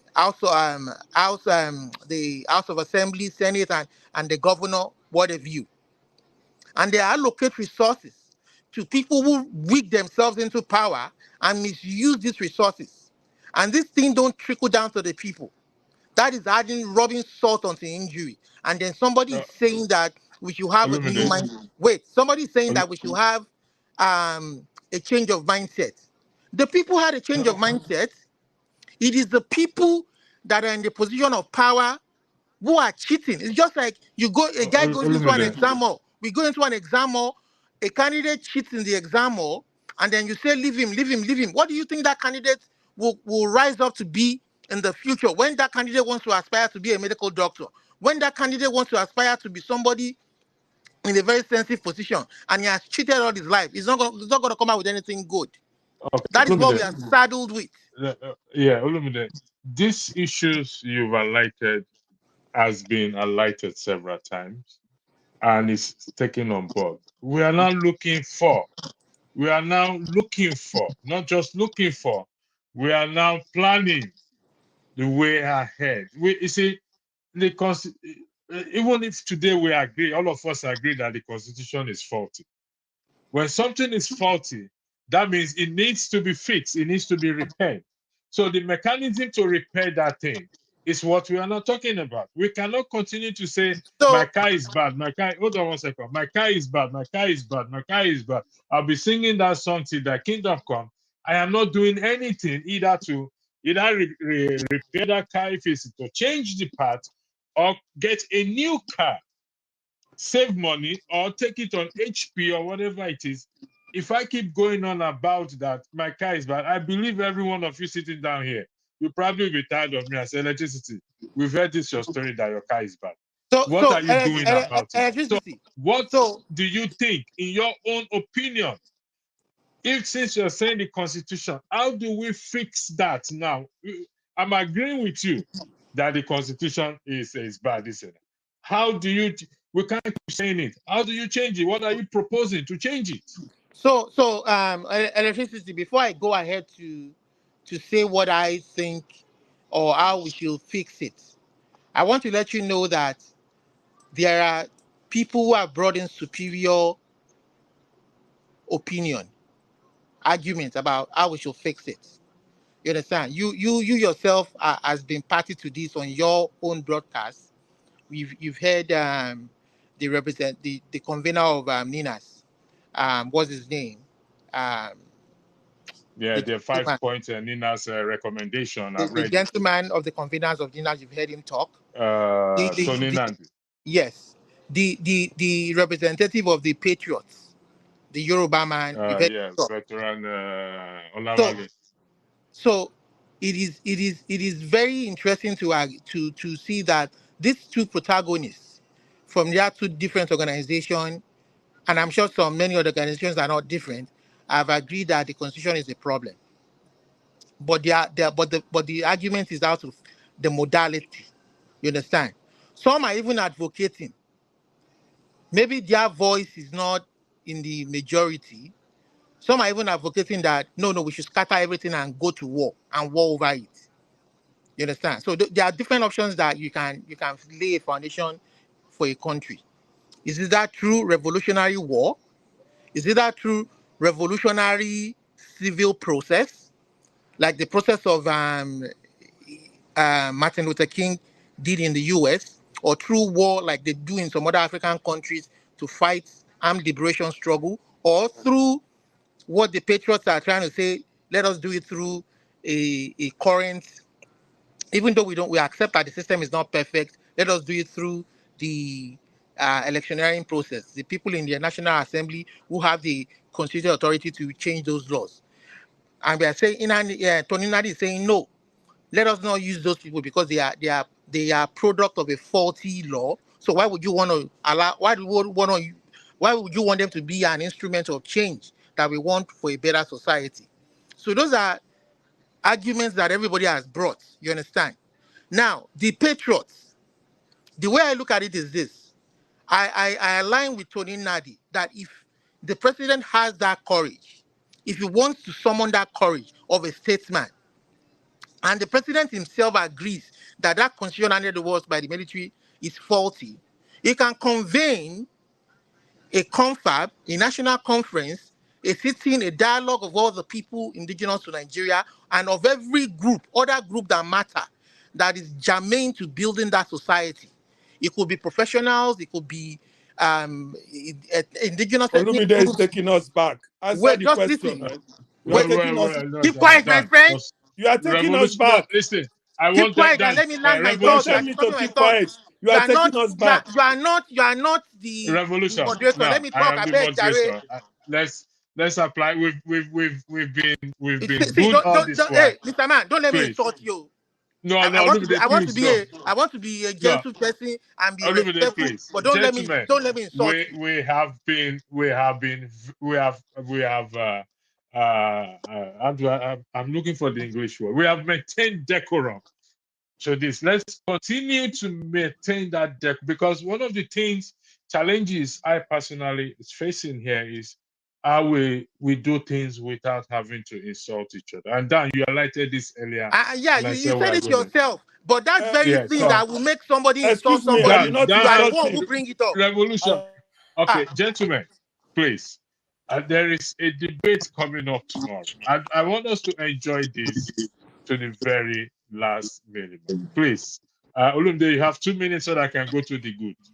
so okay, And you I can will go try to my the best good and round up. too. So what I'm essentially saying is that we've had different kinds of schools of thought of what of how to build that better society for all of us. You understand? We may not want to go back to the past, fine, but there are ways we can move forward. So like the patriots have suggested, like Tony Nadia has suggested. So I align with Tony Nadi's position that we can do a new confab. We can bring people together, but fine. But if the patriots are saying that they want to do it through elected representatives, the way it is currently constituted in Nigeria, allow a free and fair election. It can be like a referendum. You understand? Where people will choose, because the way they are allocating resources now to the local government level, to the state level, to the federal level, it is these people that are controlling those resources. No wonder, little wonder these monies are being, majority of this money, I can bet you 99% of this money is being stolen and ferried into private pockets. But if you are forcing the people to follow that constitution, to follow that process that you've created, allow it to be free and fair. That's what we are saying. And people keep All right, telling me, thank you very much. I keep going back to the same thing. When you rig Okay, election, why Olumide, would I go back to the same thing? That is where it's the okay. faulty Thank you. foundation is. That is where I will keep All right. hammering. Thank you, Olumide. Your point is noted, and thank you for maintaining decorum. I appreciate that. That is the change of behavior we are looking for. Thank you very much, Olumide. I will forever thank you for that. Revolution, I'll come to you. Let me go to the good. Electricity, can I ask him a question quickly? Is it possible? Wait, Fofana. Let me go to the good. The good has been here for a while now. The floor is yours, please. Fofana, I'll come to you, please. Olumide, there's somebody who wants to ask you a question, so don't go away. Yeah, Stay there, that's please. why I'm here. All right, thank you. The floor is yours. Thank you. You have to unmute yourself. You're muted. You have to unmute yourself, please. All right. Yeah. I've done that now. Yeah, go ahead. The floor is yours. Hello, everyone. All right. Can you all hear me? Yes, we can hear you loud and clear. All right. Okay. Good day, everyone. I must say I've listened to you all, and I'm glad I'm joining this conversation because I've sworn not to engage myself in any discussion with mainly people below. You know, one thing I observe when you what caught my interest was when you said something about Jack on Day. You know, in those days of because I'm a 70 guy. I grew up in the 70s, in the 80s, in the 90s, and I experienced the good things of Nigeria then. So, to be precise, I schooled in Lagos. I went to my primary school was in Broad Street. I went to Methodist Boys High School in Broad Street. I went to school during the days when they started that free education in 19 by Jack Day. I remember when I was in Form 3 or yeah, I used to carry carton, this box, picnic box, to come and pick my textbooks and everything. Those were the days, you know, good days. But things just started nosediving from 1999 when these crooks came in in 1999. So, but before I start everything, let me just I always say this thing, before I start my discourse, before I engage an average black man is aggressive and oppressive by nature. It's either you take it or you leave it. That's my own take. And for us to really be objective about Nigeria, and if you have to be objective, in this our discussion, you have to be a regular visitor to Nigeria. As for me, by the grace of God, since 2011, I do go to Nigeria twice a year. In fact, I spend 3 months every year in Nigeria. I'm trying to come back to what we are trying, what you are saying, that let's find a way to, help them or, contribute, give back or whatever. Since 2011, I've been spending 3 out of the 3 months out of the 12 months of my in Nigeria, trying to do something in Nigeria. But as I'm telling you, it's so frustration here and there. No, to be honest with you, now I listened to a guy, the last guy, the guy in white. They have an opportunity now. With this their labor something and a minimum wage stuff.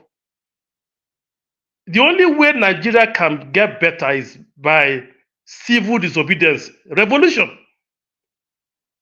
You have to really. I don't. Some of you, I heard some who said they've never been to Nigeria and in a long time. And you are talking about Nigeria. Go there yourself and see the people you want to deal with.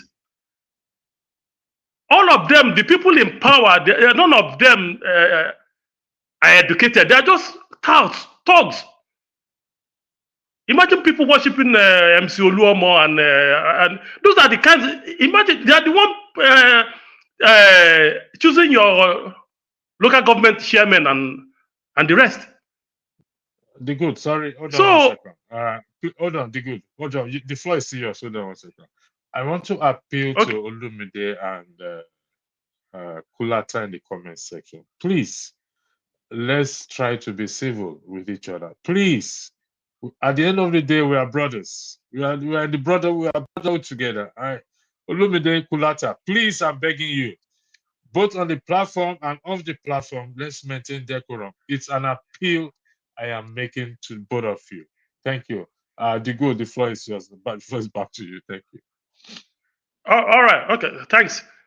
So the point I'm making is that for us to really be objective in what we are saying, have you been to that Nigeria you're talking about? Do you visit regularly? No, I'm just asking the floor. I'm asking the floor. Okay. So let me because I'm hearing you saying I'm hearing you saying that when was the last time you went to Nigeria? Mazi Prince. I went back to Nigeria. The last time I went back to Nigeria, that was 2021. 2021. Thank you. Dan, when was the last time you went to Nigeria? You want me to answer you? Yes or no or what? Yeah, the man is asking a question, not me. He wants to know. I don't need to go to Nigeria to know what is happening in Nigeria. No. I have families there, brother. I have families. And no, you have to go there and express yourself. No, don't get me wrong. You made a very good, valid point. You made a good point.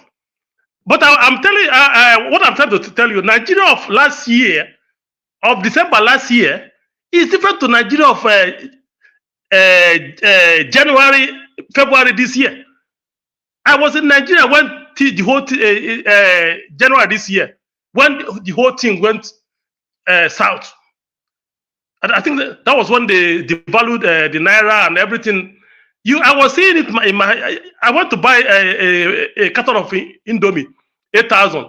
The following week it was 16,000, and you see people, So that's why I said you have to be, you have to go there and experience things yourself. I wanted to do a project that I budgeted so amount.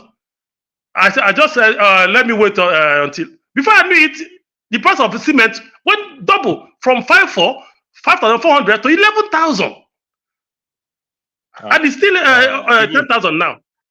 Yeah. Good. Let me see. Yeah. I'm listening. Yes, it's good. I always encourage people to go to Nigeria. But however, you don't necessarily have to go to know what is actually going on there. Necessarily. I on the basis I encourage people to go is because not to be detached completely. So I encourage. I frequent Nigeria. So I frequent Nigeria. So I go to Nigeria. So I know more about Nigeria, just like you. I know about Nigeria just like you. But everyone on this platform, they have families. They send money to. So they have some of them have businesses, and so you can feel the impact. Even if you are living in the moon and you have a connection with Nigeria, you will feel the impact. You feel the impact of Nigeria. I will come back to you, the good. What's your name? Prophet, I say you want Olumide has gone. Olumide is no longer there. Oh, he's still there. You say you want to ask Olumide a question. I think he's not. Olumide, are you still there? Yeah, he's busy. Okay, he's there now. Be good, I'll come back to you. Let's just for further ask him his question. Yeah, Olumide, I've heard you talk about the idea of the constitution quite a bit, and that we needed some, change to it. Yeah. And the point I've carried on, I think there's a bit of noise coming through. He's busy. Hold on, let me see where is that coming from. Victor, the good, I'll meet you for a while, then I'll bring you back, please. Yeah, go ahead, for further. I think Olumide is busy. I think he's not hearing me. Let someone else let him go. Let's keep Olumide. I can hear you. Go ahead, for fathers. How can this man be multitasking like this? Okay. He came inside. He's doing just this. Ask the question, for further. Okay. Just ask the question. So, you say you want to change the constitution, given what in the 2014, if I'm not mistaken, constitutional kind of, I don't know what is the conference on, some kind of process that they went through. They are the ones that made this recommendation for anthem change to the previous one, not to make Nigeria look forward. So they came out with that. So what that means is that there's no guarantee what you want is going to come out from the next constitution. Question now is, what if the next constitutional amendment, they went there, everybody went there, then they said Sharia law is the law of Nigeria now, and women have to wear burqa, and there's nothing like Yoruba nation anymore. That's my point. Is if they come out with a ridiculous conclusion that you don't like, would you accept it? So who are you talking about with respect to who? Is it the current assembly? No, any assembly that agrees to go and do constitutional conference, if they invite them over there and they make a decision. Remember, we had them in 1959 when they decided to give a British person the award to write the Nigerian anthem. What if they decide something that you don't like now? Would you accept it? Like making Nigeria a Sharia state? So, forefathers. So what I'm advocating for is that you conduct free and fair election into all positions of elective positions, such that when people are elected into such a position and they go in there with their manifesto, if it is your manifesto to govern Nigeria by Sharia, to do whatever you want in your manifesto, and you campaign and the people vote you in, it will be understandable that we know that it is your manifesto, and that is what the party stands for. But when you rig election because you want to come and steal money, or because you want to come and put in things that we know wasn't even part of your manifesto, you never campaigned for, and then you want to come and surreptitiously put it there to take people's land, to take people's resources, that is what we don't want. We want a constitution and a process that is free and fair to all. You Yeah, but understand? that's what I'm saying. So, so, To so, narrow the so point, so no, so that you don't go all over the place. If that constitution comes out with the nation should become Sharia, or that there should be no other election anymore, would you accept it? if That if is that if democratic that now.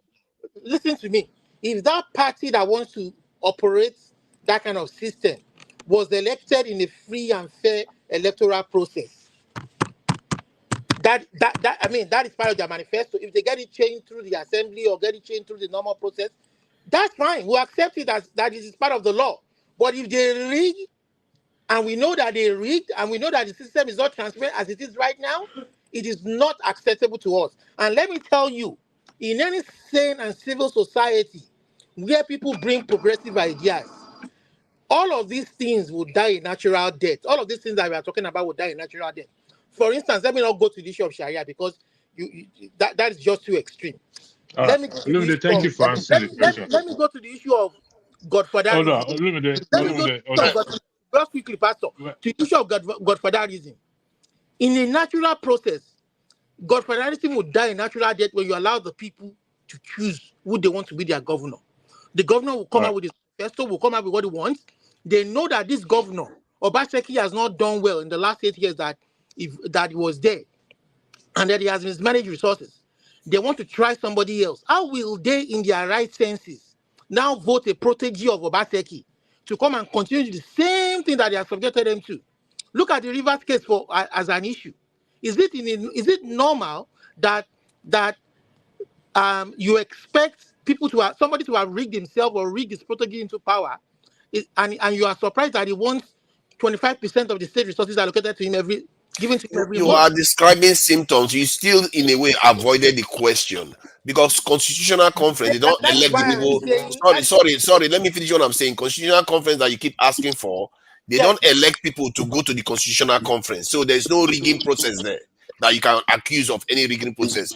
The question I was asking was that those people that they selected from all Nigerians that you like to say that if they go there and do something that you don't like, would you accept it? You didn't make it clear that whether you like it or not. You accept it or not. My problem with you forefathers, I have cautioned you so many times. My problem with you is that you like to ask hypothetical questions. I'm not going to give you an answer to that. Your questions, I'm very sure that when you allow the people sit down together, like they did in 1956, when the indigenous people of that country sat down together to make a constitution for themselves, that worked very Okay, well and brought development, Olumide. especially to the All right. south of It's Nigeria. not hypothetical because they brought out this anthem that is causing problem in the gentlemen, country now. You never want to try anything new. gentlemen. All you want to do No, is no, sit down, teach Pastor, them he's your failing to backwardness, understand that teach the them your current, backwardness and the one allow that they people to had in start and suffer 2014 needlessly. produced this anthem change that he's talking about. Yeah, I know. We will cover it for further. I want you to be on the platform tomorrow. Listen, So gentlemen. who brought these Gentlemen. people there in the first place? Oh Who is yeah, there? Olumide. Did you elect him in a free and fair Olumide. election? Hold on one second. You come here and come and ask me Please, hypothetical questions. tomorrow. listen, gentlemen. Is it tomorrow? Tomorrow. Ray, I think somebody's mic is on. Hold on, mic is echoing. Hold on. Let's see. Let me meet to them. Oh, thank you. Is it the 2014 confab? Thank you for that, for bringing it up. We are going to be analyzing. Tomorrow is going to be fireworks, but one thing I want us to do is this for tomorrow. Victor, I'll come to you. Is this, even with the fireworks, I want us to refrain from insulting one another. It's going to be, I'm going to leave the floor open, but I will do more of moderating tomorrow. I want to stamp out insult. What Dan made mention of it. I want us, not me, I want us to stamp out insulting one another. We can make our point, we can challenge the argument, but let us maintain good behavior, because we have to be the man in the mirror. If we really want to send a message back to the people at home, then we have to do better. And that is what I want us to stamp out. It can't be just me only. I have taken the decision to also control my anger and whatever it is. Let each and every one of us make that conscious effort that going forward, we can challenge each other's argument, but there's no point we insulting each other. Okay. Victor, you just there. Somebody said they want to see the names. Okay, I will take down this. They want to see the names of the those on the. Yeah, these are the names. I don't know why you want to see their names, but their names are there. Tracy Jacobi. Victor, the floor is yours. Then I will give each of you five minutes all over again. So just let's go to Victor. Then we will start from Fofather, Olumide, The Good, Mazi Prince, Revolution. And we will go back to. There's another broadcast coming. Is it 4 o'clock or 5 o'clock? I think it's 5 o'clock. I can't confirm yet. Okay, Let me So we confirm. still have a bit of time here. So, Victor, the floor is yours. Thank you. You have 5 minutes, please. Thank you, Pastor, and thank you, gentlemen. Thank you, guys. I would appeal on.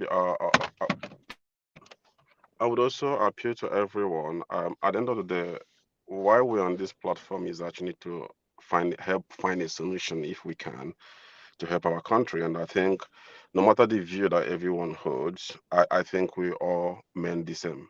Our intention is the same, which is how to move Nigeria forward. So if we cannot try as much as we can, people's view will differ, and that is why we're all different.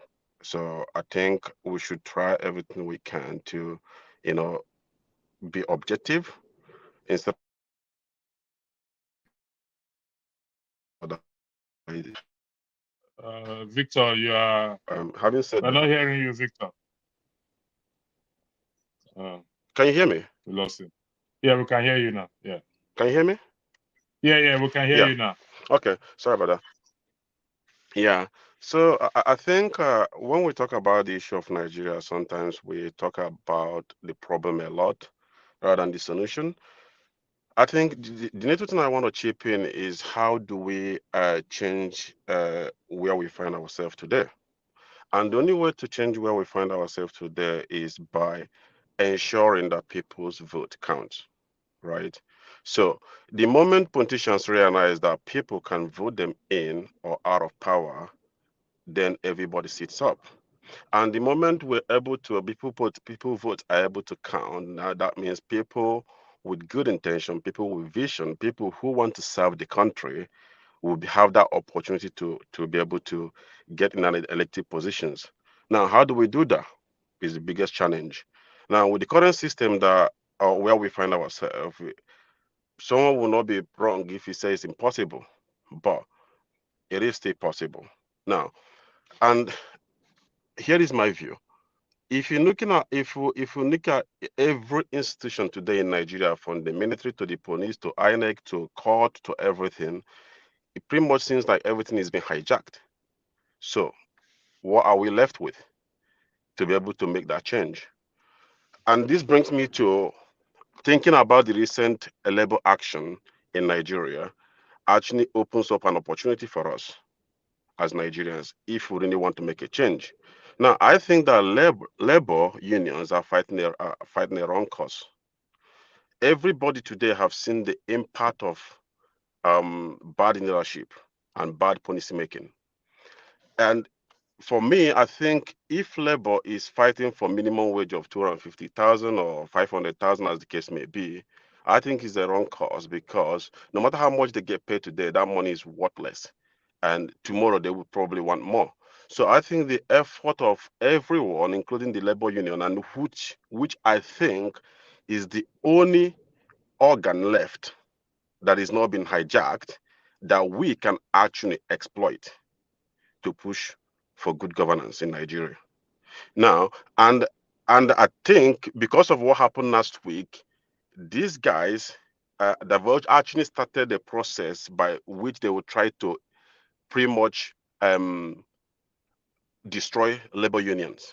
They've started using the word of treason, treasonable felony, the word of shutting down national grid being an act of treason and all that, and trying to quickly pass a law now that will prevent labor union to be able to shut down certain government facilities, which then means that if certain things are called which will not affect government, you can go to strike for 100 years if you want to, government wouldn't build.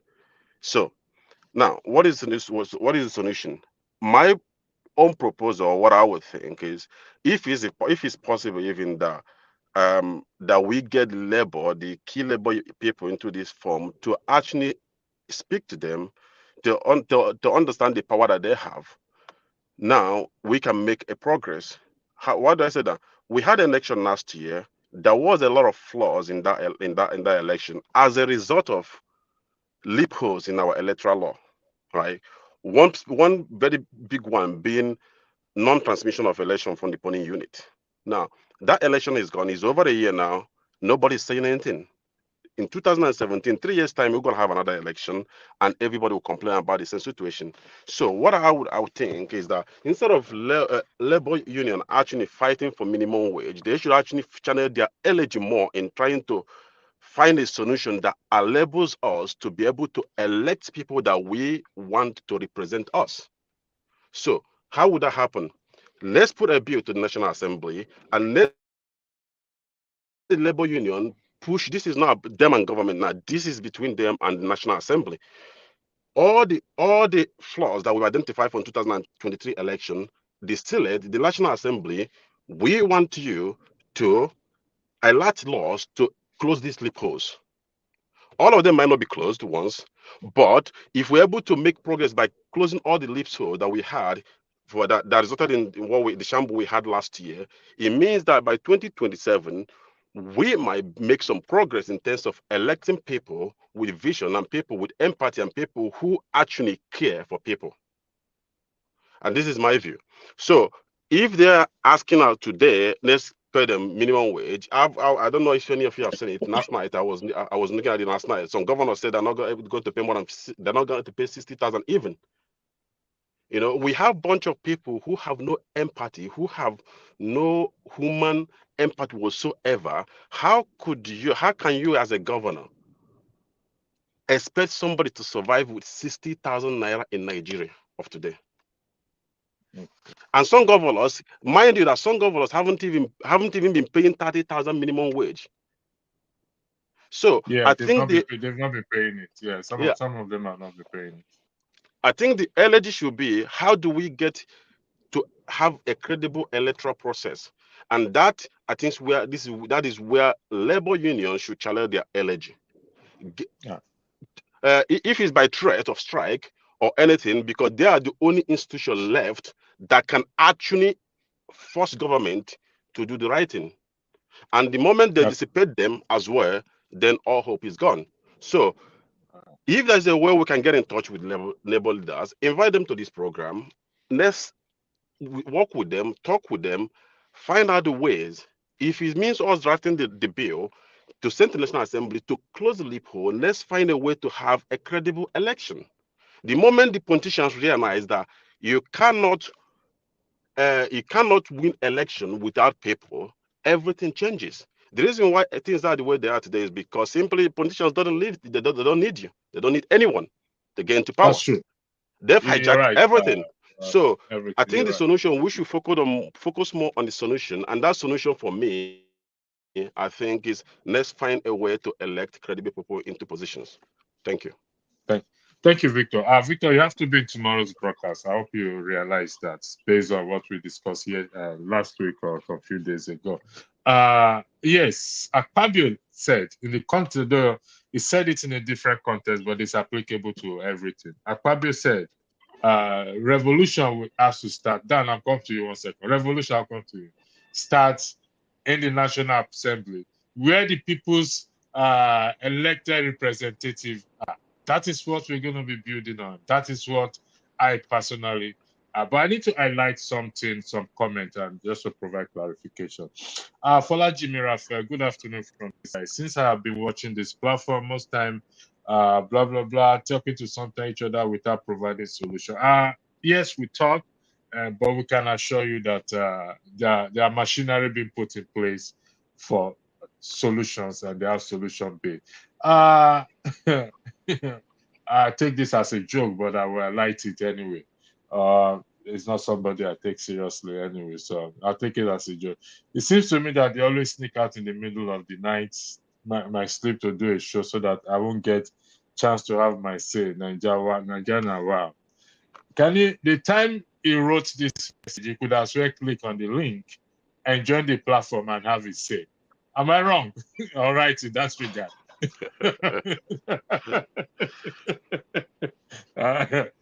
You have you're a subscriber to Dr. Damage's program, and anytime a broadcast is scheduled, you get an alert or you get it when it starts. So anyway, like I said, I take it as a joke. It's not a comment to take serious. There's one other comment I need to highlight.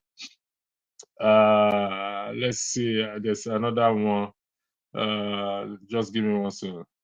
Yeah, this one here. It says this platform will not tolerate indiscipline. General please discuss Dr. 10 anti-Tokumbo anthem and Mayegun's historical national secondary. We need to write position papers for info. I don't understand what it's saying, but I think it's so. Gentlemen, let's do it this way. Okay, like I said, I'll give each of you 5 minutes, and I'll stick to that. But tomorrow, we will be back here again. So I will start with you. Where's my phone? I'm going to time you now. I'll start with you, Olumide. I'll give you 5 minutes to hear your views.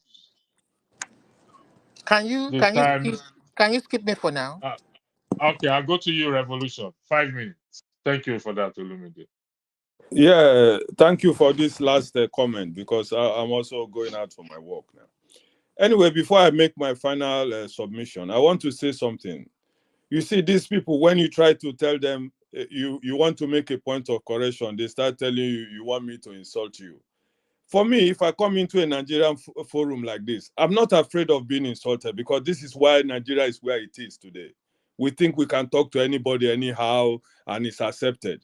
So if I'm coming here, let those who like to insult be ready. I'm ready to, if you call me any name, I will accept it with good heart, because it's a Nigerian forum. We don't respect ourselves.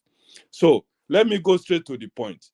The point I'm trying to say, Nigeria, let me just, because sometimes I used to put my arrow to those Nigerians who we always proudly tell you they are university graduates. Sometimes I'm very happy I didn't go to university, because if that's what the attitude they portray is what they learn in university, then I'm very happy I didn't go there. You understand me? Because you will ask somebody a question A, he will start from Z. And after a while, you who is listening, you will be lost. I waiting to ask this guy, where did they come from?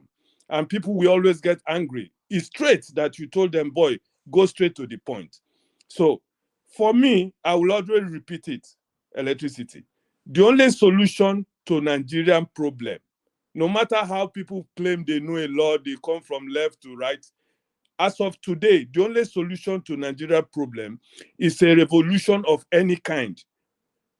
Physical dangerous revolution cannot work in Nigeria because the people you are dealing with have arms and we don't have. Our brothers, our young brothers and sisters during the NSAS, they've tried it. They killed many of them. Up to today, they did not compensate. They did not even agree they did it. So revolution we are saying now is civil disobedience. Because if you give somebody 150,000 naira in Nigeria today, my brother, it cannot take good, you cannot even do anything with it, even as a single person. We all know that, not to talk of people who have families. What will it do to you? It can't help you even for transportation. You don't even have a future with 150,000 naira, say you want to get married for our young people. It's not possible. It's not possible. Let's not just go straight to the point. It's not possible. 150,000 cannot do nothing for one single person. Even a student cannot survive with 150,000. A student now. Not to talk of somebody who has finished school, rent house, pay transportation, eat. No, it's not possible. So my conclusion is civil disobedience. Brother, if una say una go dey rule us like this, keep ruling us. We don't want to do anything because we can't fight against them. It's not possible to fight against these people. They've taken the military, they've taken the police, they've taken everybody with them. Civil disobedience, period. That's my own conclusion. Thank you for the opportunity again. Thank you very much. Thank you very much. Master Prince, the floor is yours. You have 5 minutes, please. Okay, so thank you so much, Electricity, and thank you also other panelists. For me, like I said,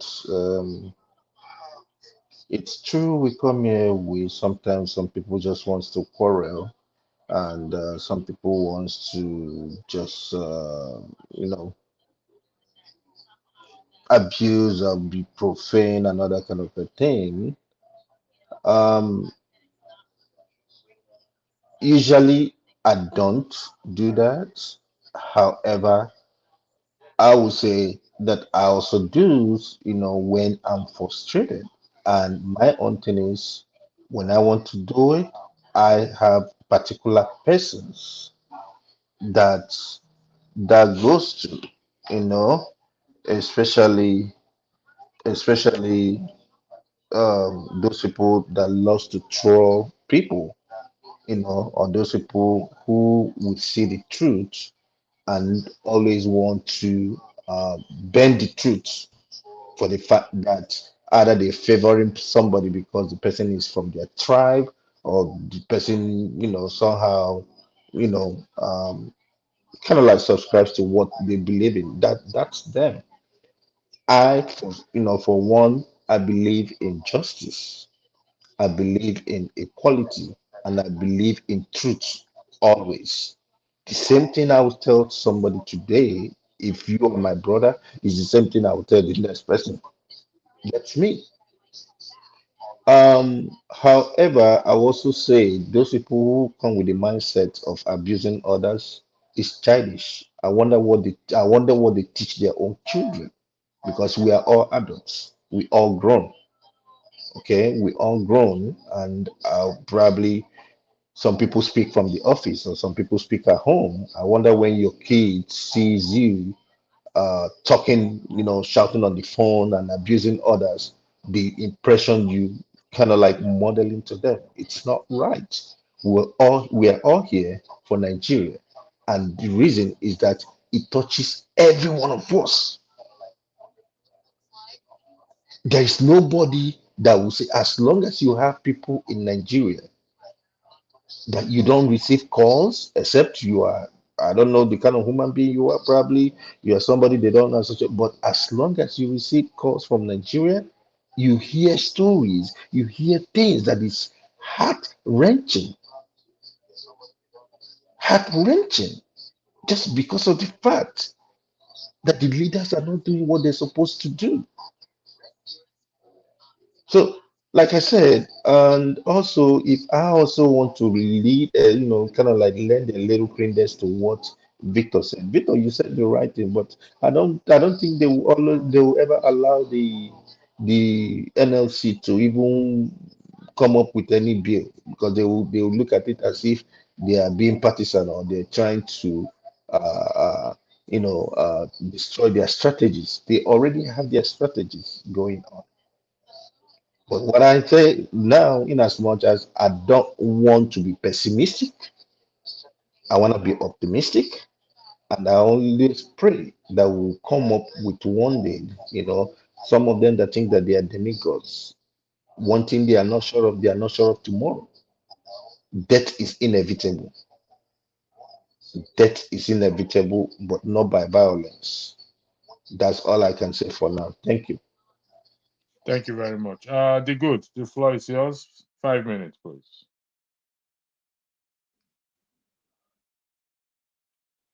Hello. You have to unmute it. Okay. Yeah. Yeah. Hello. Yeah. I'm going to be brief, So I've, like you said, me too. I'll be getting ready for work now. I'm still going to concur with the last, the guy in white. I think he's left now. Judging from my own experience, like I said, I do spend 3 months in Nigeria every year. I've tried to join the political process. I remember in August 2018, when I noticed that Nigeria is heading backward, I went to register in Nigeria. They gave me their temporary card, temporary voters card. I came back in January to prepare for the election of 2019. Do you know my permanent card never came out? I couldn't vote. At the end of the day, I was made an election observer. So, fast forward to 2023. Do you know, since then, I've been going there to see if I can get my voters card. Because every year I go to Nigeria, they'll tell me, don't worry, it will come out, it will come out. But every at the eve of the election, they will send me a text message that the election is tomorrow. I hope you're. So, just to cut the long story short, after the 2023, I still went back to see if I can get my card and vote. I couldn't. At the end of the day, I became a party agent, and I watched all what happened then, because I so much believed in that beavers, because when they say it was a game changer, that it will capture your it will accredit you, and then at the same time they will snap the result and and forward it to their server, that you can be viewing it before you can view the result before even the final result is announced. I remember that day. On that day, I was there. I was the agent. Okay, now that you've accredited, we've done everything. Okay, forward it into problem. So I don't know. Good luck to anybody that wants them to go and change because like I told you, the people that are selecting these people, they are thugs. Forget about those people you see in National Assembly and in their local. The people that are behind that are selecting them are thugs, illiterates. So anybody that wants to go there and change the their political system, what? Good luck to him. But for me, like I said, there's an opportunity for them, because we all saw what happened earlier this week. Was it? Yeah, earlier this week or what? Or was it last week or earlier this? When the Labour just called for a strike, just 1 day strike, 1 or 2 day strike, and the whole country was grounded. I'm not asking anybody to indulge in violent revolution. No. Civil disobedience. We are not going to work. Let everybody let the country shut down. Because I've tried. I don't know. There's nothing I haven't seen in that country. Nigeria, the level of rot in that country. I don't think this this political change or whatever, we solve it. What I'm advocating for is civil disobedience. Shut down the whole country. Thank you very much. I hope I see you all tomorrow. Yes, God willing, we'll see tomorrow. Victor, the floor is yours. Thank you very much. You got 5 minutes. Yeah, I was gonna say that I think I echo what the last speaker said about civil disobedience. But I think again, if you want to engage in civil disobedience, you have to be objective. What are we trying to achieve? So that's why I said the the the the objective could be to getting the National Assembly to make sure that all the flaws that was identified from last year's election is closed before the next election. I think that is where NEBO can be focusing their effort. Anything outside that, because even if you pay labor 250,000 naira today as minimum wage, if these guys remain in power to 2027, nothing is gonna change. There's absolutely nothing that can change. And the only people who are capable now of forcing that change on Nigeria is labor union. They are the only institution that is left. You take them away, which I'm sure from the fact of what happened last week, that these guys will be doing everything that within their power now to make sure that they destroy labor. So whilst labor is still together, the effort and the energy should be on what can we do to ensure that we can elect people whom we've chosen ourselves. Anything outside that isn't gonna work. Now, civil disobedience in general can only work if we can only work with labor, because if, for example, the general Nigerian public said that, oh, we're gonna engage in civil disobedience by everyone staying at home, if government institution is still functioning and government is still running, which means that workers are going to work, these guys they don't care. They wouldn't even blink for a second. So the only person who can actually enforce that civil disobedience is labor. So if we can get labor to understand the power they have, and challenge that power, not just about financials, but actually saying let's use this power that we have as labor union to actually ensure that our country work. Let's forget about money first. Money, if you have a functional and a working society, everybody will earn a living. You don't have to ask for minimum wage. But the fact that we have the group of criminals who have no vision, who some of them hasn't even, somebody will come to become a contest to become a governor, he has no plan. He has no plan. His plan is that every month I'm going to go to Abuja and collect money. So yesterday, governors, a lot of state governors said they can't afford to pay 60,000 naira. My question would be to Labour, if you cannot afford to pay 60,000 naira, is their choice. Resign. Leave your post. Any minimum wage is agreed, even if they agree to pay 200,000 today, if you think as a governor you cannot afford to pay it, then nobody forces you to become a governor. If you can find a way, the reason why you become a governor or you put yourself out to serve, if all of them put themselves out to serve, the reason why it's to serve is to find a solution to help your people. So if you cannot afford to pay them to live, pay them enough money to be able to feed, to live, then why are you in that position in the first place? So if you can't afford to pay, resign. It's simple. Nobody forces you to be there. So you have to find a way. But because we have people who have no plan whatsoever, someone contests to be a governor, he has no plan on how to generate revenue, he has no plan for anything whatsoever. I just want to be governor for being governor, say to go on siren and causing nuisance everywhere.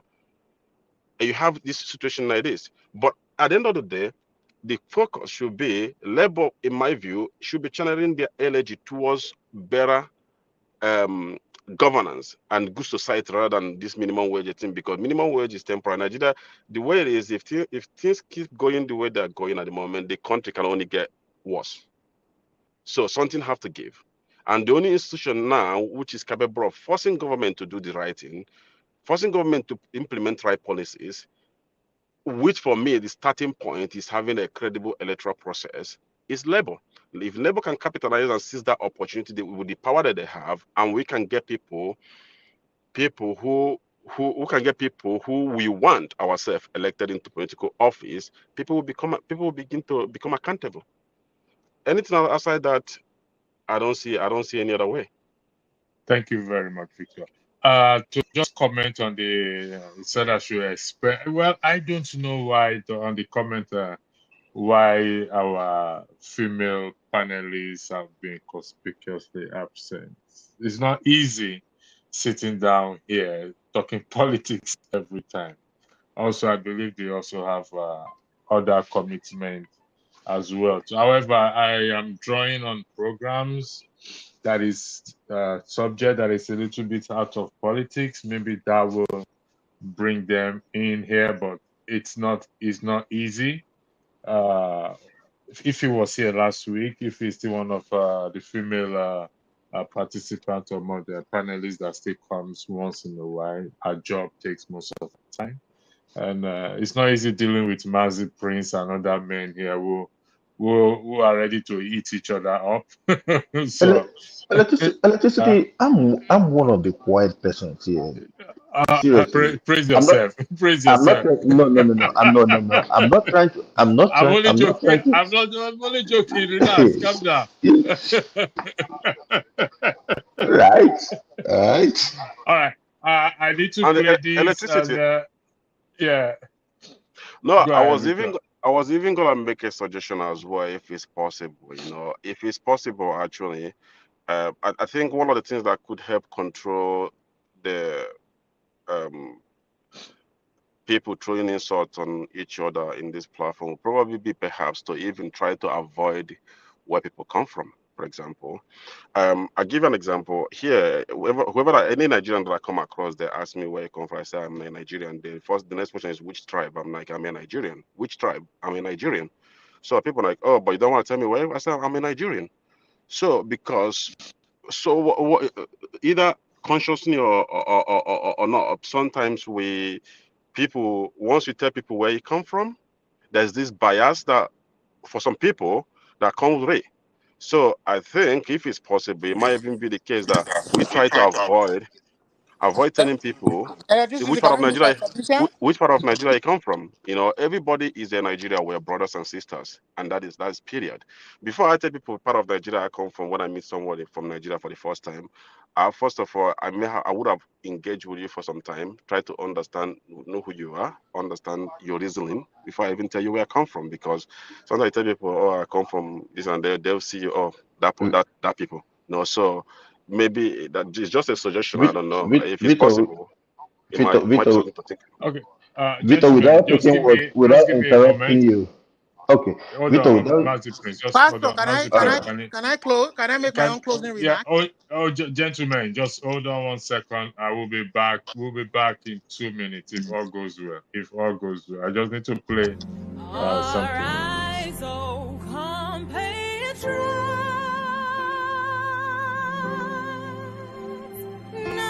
Nigeria's call obey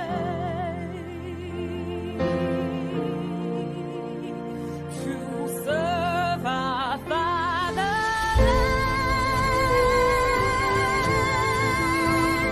We love and strength and faith. The labor of our heroes past shall never be in vain. To serve with heart and might, one nation bound in freedom, peace and unity.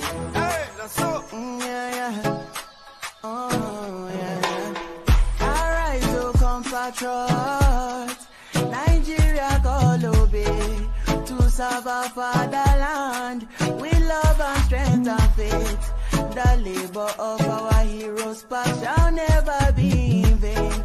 To serve with heart and might, one nation bound in freedom. In freedom. In freedom. Peace and unity. Arise, my people.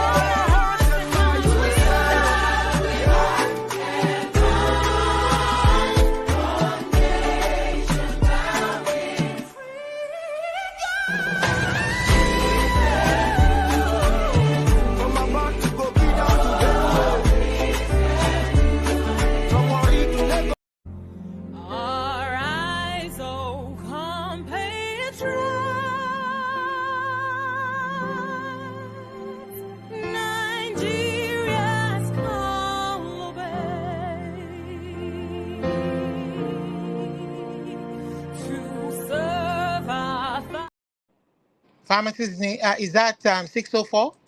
That's correct, yes. Okay, yeah, what's the pharmacist's last name? Last name is Al-Momani. I think we're Olumide. Gentlemen, we will have to bring the broadcast to an end. And to tomorrow again, it's been a pleasure. Can I make my closing remark?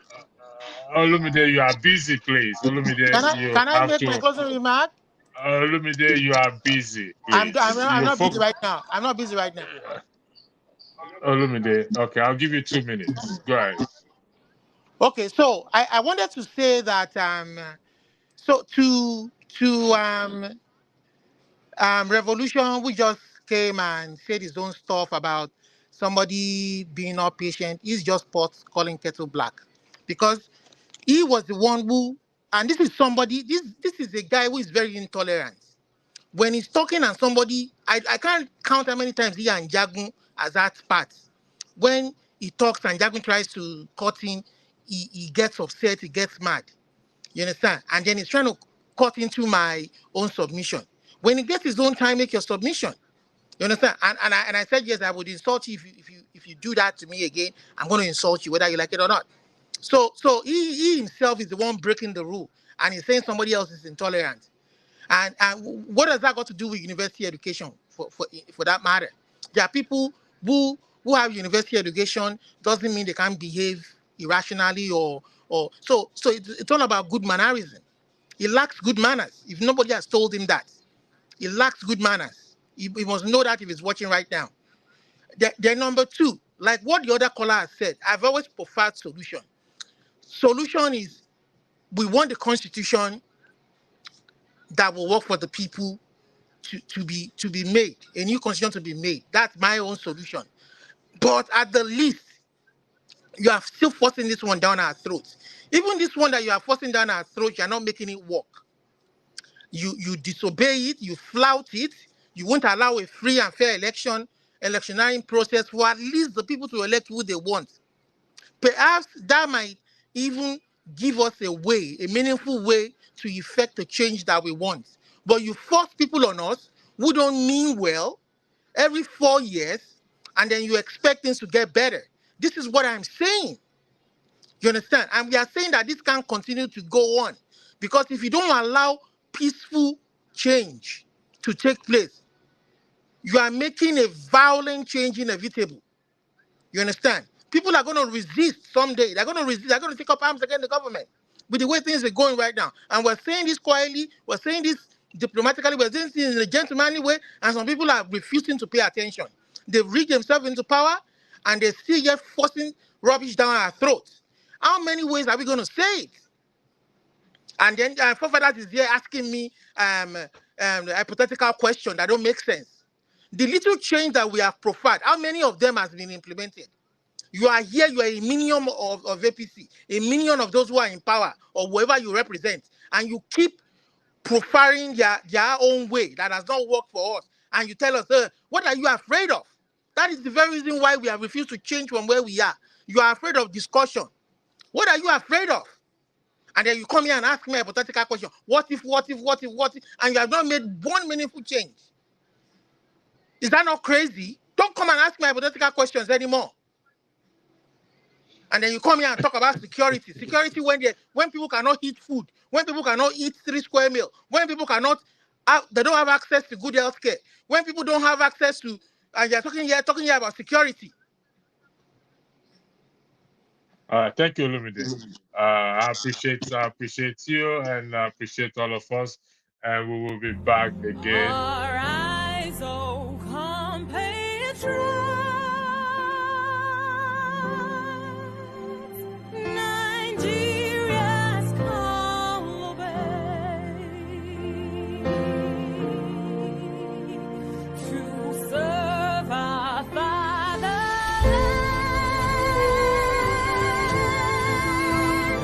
We love and strength and faith.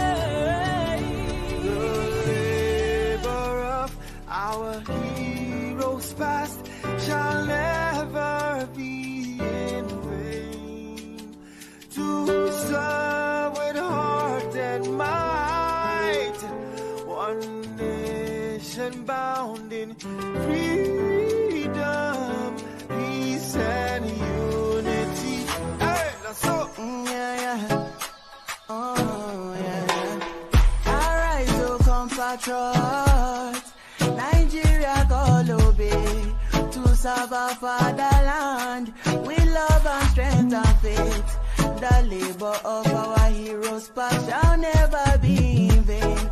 To serve with heart and might, one nation bound in freedom. In freedom. In freedom. Peace and unity. Arise, my people. Arise, my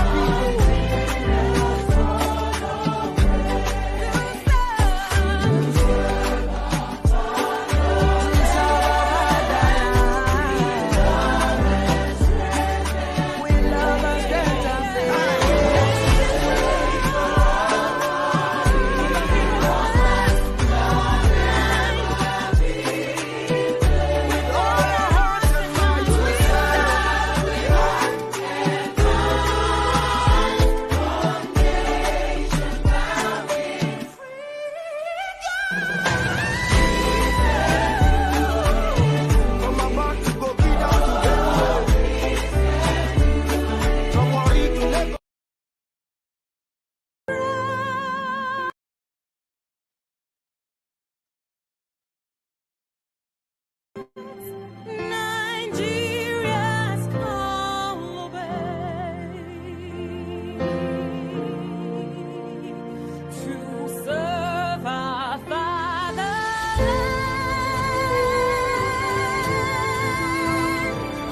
with love and strength and faith. The labor of our heroes past shall never be in vain. To serve with heart and might, one nation bound in freedom, peace and unity. Hey, that's so. Oh, yeah. Arise, O compatriots. Nigeria call obey to serve our fatherland with love and strength and faith. The labor of our heroes past shall never be in vain. To serve with heart and might, one nation bound in